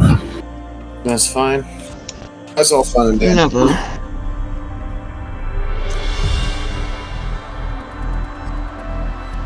Okay, so these gentlemen obviously Yeah, fuck yourself. they'll want themselves up front where the action is. Me and Frost can provide cover. Yeah, that sounds about right. It's a very cop thing to do. Stop or I'll shoot. After they pull the trigger like 17 fucking times. Yeah, I fucking like to see him try. Gentlemen, please. These are friends. Yeah, well.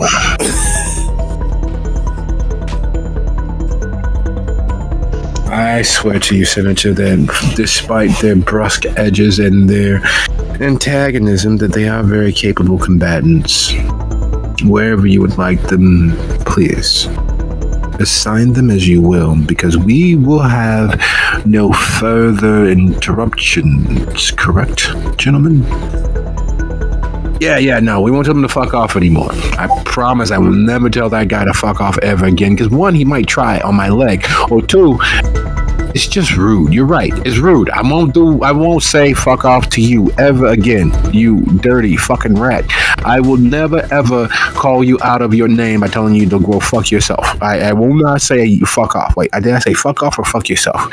Either way, I won't say fuck you to you anymore, okay? I believe him. Yeah, fucking A right. Look, this guy, he's actually not a bad guy. Oh, God. Dia rolls her eyes and rolls out a map of the lake and slides it towards Seth and Frost, leaving them. How much you want to bet someone's over there getting fucked in the ass? Will you please? I'm just saying, it's a dark park. There's water in the middle. You know what that happens. I had a girl once. We will not speak about your lovers. We are here to focus on this one thing.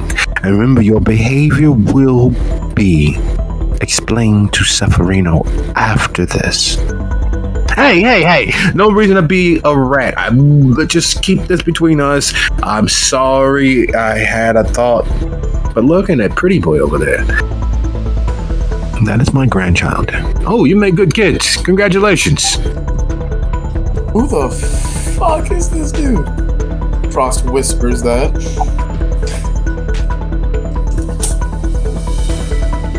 It's only. So Seth tries to draw everyone to the map. So Zach, I'm gonna assume if you're painting from this side, looking that way. So this beach over here, this is the one where you guys used to hang out. It is. With the sconce and trees. That's the lake. Okay, so they can't really approach from the lake. Sasha wouldn't bother with that. So she'll come from the north or from the parking area. And we can keep an eye on that. Frost will take one, I'll take the other. I can take multiple. And the boys, they'll wait to see what happens. As soon as we figure out what Sasha's bringing with her, we want to strip all of that away. So it's just you, Sasha, and Drew that make it to the meeting. Obviously Drew first and then Sasha trying to be all sneaky afterwards. But that means that you and Muzan will be with Drew alone. Muzan, you're going to be invisible, right? Sure. So it'll look like just Zach is there. And Lothair and Dia, if you guys could be the outermost circle. I prefer not to put a senator or a senator's aide in the immediacy of the combat. That is a sound decision. However, I believe that if and when there is bloodshed, that only Senator Dia and myself might be able to calm it before it overwhelms all the parties involved.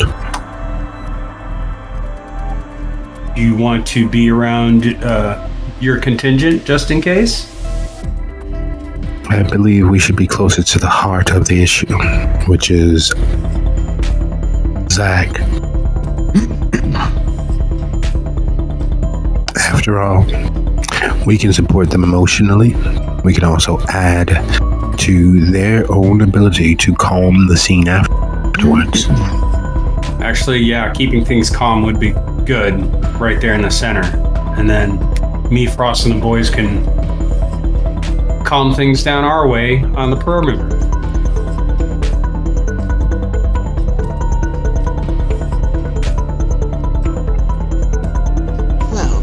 I didn't mean to overstep, Senator. If you have a better suggestion. Okay. I trust you as I have trusted your pick. Who you brought here this evening, I trust your plan, as well as your addition to our plan. It said, let us leave and get this started. Hopefully it will be over soon so that we can all be in our beds before the sunrise.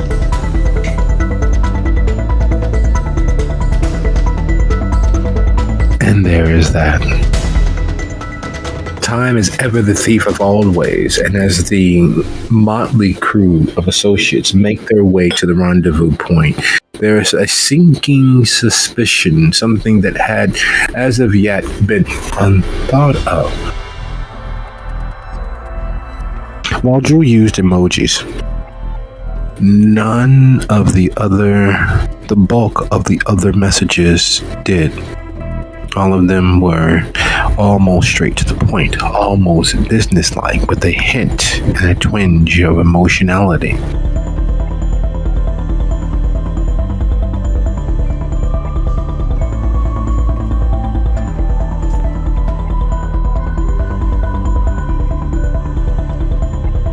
And it's here where Zach notices that detail.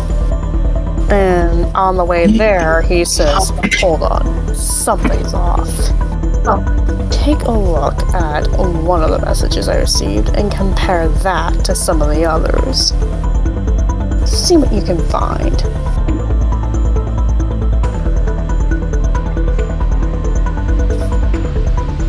So are we driving in separate cars or all in one? Roughly all in one. 2 cars, 2 vehicles. We got time to set up a perimeter and what have you.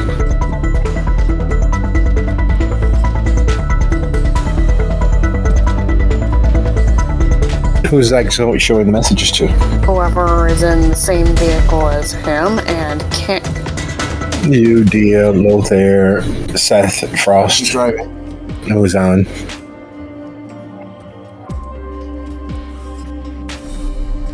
And the boys on their various crotch rockets and rat bikes.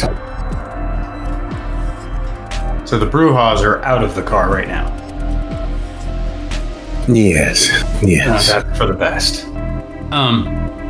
Well, Seth looks at the phone and just scrolls back and forth, back and forth, back and forth. It's like, I said it and I didn't even see it when I said it. Does he ever use emojis? It's rare.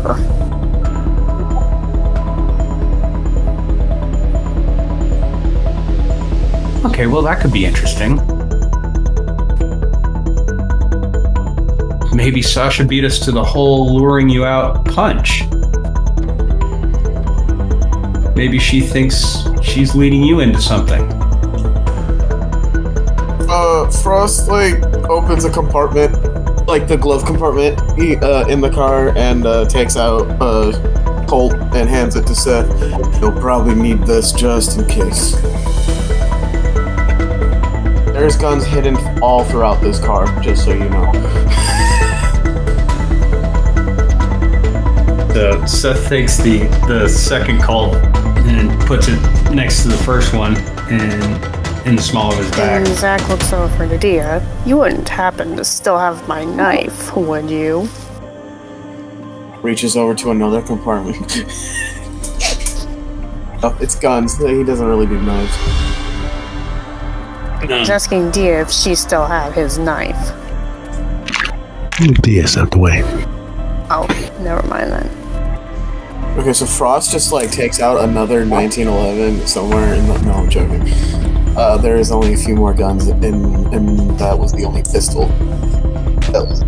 Okay, so all that changes is who might show up first. That's all it changes. If it turns out to be Sasha or somebody else trying to lead Zach into a trap, it means the first face we see may not be Drew. And even if it is Drew might not be himself at that point. What does that mean? Well, it means that Drew, if it's Drew, he might be a little more dangerous than we think. And if it's not Drew, the danger starts more quickly. So... We are never really truly safe. There's always some danger in everything. So, I'm fine. Well, yeah, Given Zach's state, Zach. Let me start over. Given Drew's state, last I saw him, he's definitely not his usual self. But I have a feeling that he is too wrapped up in his own mind to be much of a threat unless he gets even more desperate than I believe him to be. And as Zach mentions this, the last moment where things began spiraling, where the storm had reached its near zenith, was pulling Drew from attempting to permanently end Sasha when it came out that she had been dealing drugs and not even attempting to share the money as you all did everything. It was the idea that she would keep something from you and work against your image, and he almost killed her permanently because of it. And Zach stopped him. Zach talked them off the ledge, and furniture moved, hearts broken, and pieced back together with duct tape. Zach insisted they share a moment together, which led to them falling into bed. Zach saved Sasha's life and kicked her out of his, all in one fell swoop.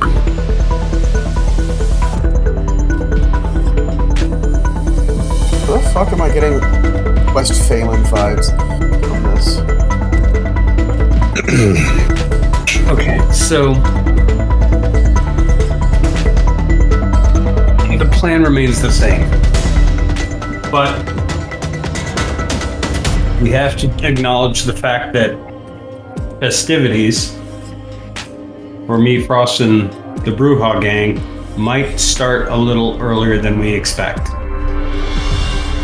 But everything else stays the same. Unfortunately, as you all get to the scene, you realize that there's no way to drive the vehicles over without making it completely and totally obvious, which means you have to cover roughly 1/8 of a mile from the parking to your chosen location. Oh, well, Can we see the location from where we are at?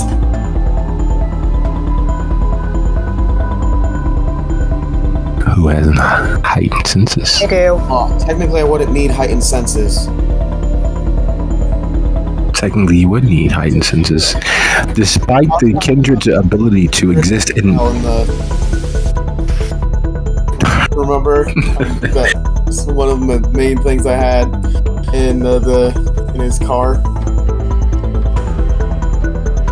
Despite the kindred's heightened senses and all of the lovely modern technology used to cover vast distances of sight, it still is night, and unlike most actual full-fledged, fully funded parks, this is not the sort of place where there are street lamps or those little lovely kitschy antique looking lanterns are strewn about. It is a place for dark evening rendezvous. The mist rolling in off of the man-made lake. Okay. The trees seeming to be people from farther out. And the fact that it's relatively wide open. He takes out his sweet his pistol. You know, the one that tapped a lot of people in this chronicle so far, and hands it to Seth. It says, "Take care of this." Seth grabs it. I'm going to morph into a wolf, into my animal form. Oh, lovely. That's going to be great in the punch-up. In the what? The bikes come to a stop. Their roaring finally ceased. You didn't realize that it was such a mental problem until it's over. That constant, loud bearing down of those engines was enough to have you imagining the clouds above filled with banshees who thought they were lions. And when the noise finally comes to a stop and the bikes roll and bump against the curb, there is an excitation. There is a feeling as if you're walking into the OK Corral, as if this is the moment where you, Herbs, stand down all of those cowboys. As if this is the moment. This is where the pain actually starts, where the torture ends, but the pain starts.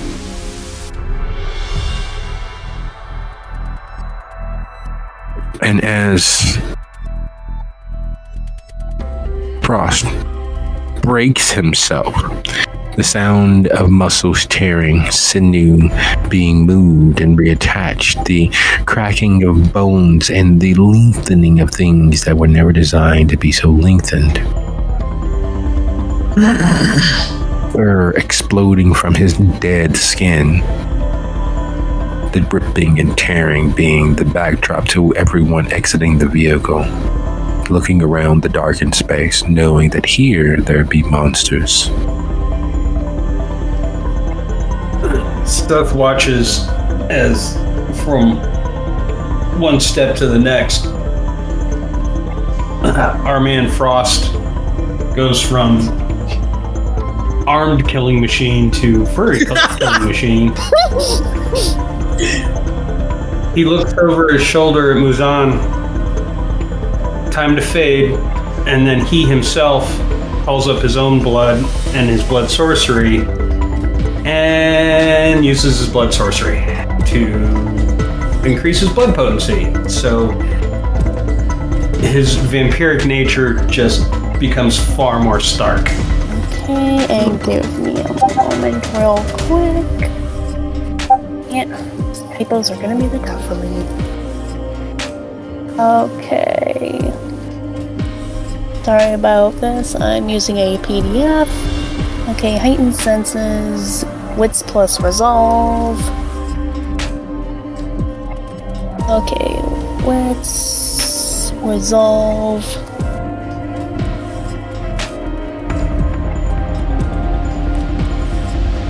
When Seth looks behind to tell Muzan to fade, he doesn't see anything because Muzan already did. Oh, this is an interesting group getting out of a car. Okay, and That's what the rouse check was for. okay, and I think Zach just threw up heightened senses. Zach steps out of the car, and with it being as dark as it is, the annoying glow from the car's central dash is the only thing that is magnified by his vision. So he doesn't get the normal headache, the normal pain behind the eyes, and it feeling as if there are an army of gnomes trying to bust rocks just behind his eyes. He's thankful for the darkness in this particular case and is able to see farther than he wishes. The trees look very much alive. The trees look as if they are hints from something out of J.R.R. Tolkien's imagination. They move along with the wind as if they're swaying and dancing amongst themselves. Their skeletal limbs do this time of the year, only adding to that image that they are dead men dancing upon the gallows instead of finally ending their suffering, simply beginning it.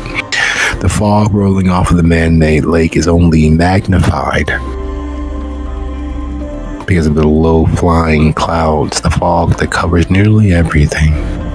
In the fog, there are the brief flickering glimpses of something moving. You know that it's just a figment of your imagination, a phantasm from your living days, how those little floaters dance just at the corner of the eye. But in this dimness, in this darkness, with this weight hanging over your head, they take on a life of their own. Your imagination runs away with you. And there is a lone figure as the fog and mist move and dance with the trees. All the way there, right against the lake itself, is this lone standing figure. Drew's height and weight, detail almost indiscernible. The fact you can see that far unimpeded is magic all of its own. But there he is, waiting. Unlike the trees, unlike the fog, unlike the spirits at the corner of your eyes, he's not dancing. He's just waiting. And Zach goes to step closer and get this plan in motion. Muzan, would you be so kind as to go ahead and roll your wits plus awareness? Dia, both there. What are you guys doing? And Seth, what are you doing? And Frost, what are you doing? As Zach begins making his way there. Seth draws his guns. Now that he has so goddamn many of them. Seth draws a pair of the guns and motions the Brujahs to follow him off to the left on the side away from the water to go into the wooded areas so they can try to find Sasha. Hopefully Sasha brought her little coterie of thugs.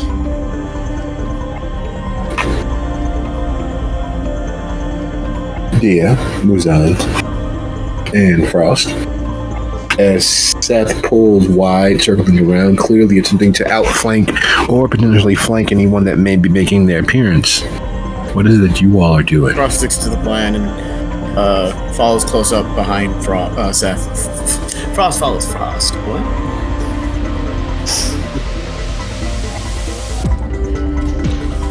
Muzan is going to stick with the plan of protecting Zach, and he's basically cloaked about 5 paces behind and to the left of Zach, trying to get like a good angle just in case anyone tries to ambush them. That way he has a better view.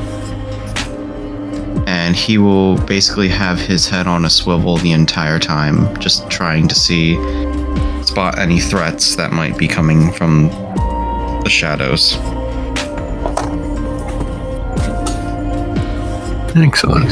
And Dia stick with Lothair, but we're gonna give Zach a little time to get ahead of us, and then probably cut for closest patch of woods that still has view to the meeting spot, so that we can be of assistance if we're needed, but out of view of anybody looking for somebody ambushing, basically. Okay, so Lothair offers his elbow, and you all walk as if you all are a couple taking in the late night stroll, moving wide and circling around to the left, whereas Seth and Frost and the boys went toward to the right. Muzan just to the left behind Zach as they approach. I didn't get your wits plus awareness roll. I'm going to go ahead and make that for me, Muzan. That was the 3-3 there. Okay, there we go. Sorry Sorry about that. In the grand scheme of things, being forewarned is being forearmed, and who wouldn't like forearms in a ass-kicking contest? Unfortunately, and here's the problem that sucks, everyone thinks the same. It is better to get the first lick in, get your vengeance in advance, because you never know if the time may come back around. And as you all get closer, you realize why Drew is unmoving. Why Drew is not dancing along to the swirling mists and fog. Drew isn't actually Drew. Drew is the corpse that is trapping Drew's mind and conscience. The firmly implanted stake, assuring that there's nothing he could do save stand. Statue still, his eyes open, unable to speak and trapped in the prison of his flesh. And as you all get close enough to realize this, all hell literally breaks loose. The spirits which were dancing in the fog and possessing trees decide this is the moment, this is the sacrifice they've been promised. And Faustina makes her appearance with Sasha on her left, having cloaked themselves at the very edge of the lake. They step forward out of the mist as everything about the world stops making sense, as trees reach and claw and grab and attempt to pull forward, as the mist themselves wrap around limbs and arms and attempt to drag you all forward, trapping you, holding you so that you are at their disposal. And as the natural terror crawls through your mind, unliving trees possessed of the spirits of the dead and the spirits of those that have never been, the fog and mist itself being used as a weapon, the reality that this has been a trap from the very outset, as if some near Byzantine mind worked at one prod after another, using this moment to seize what power there is. I'd like to thank you all for a lovely session, and I look forward to seeing you all next time. Good night, everybody. Cliffhanger, knew it. Motherfucker!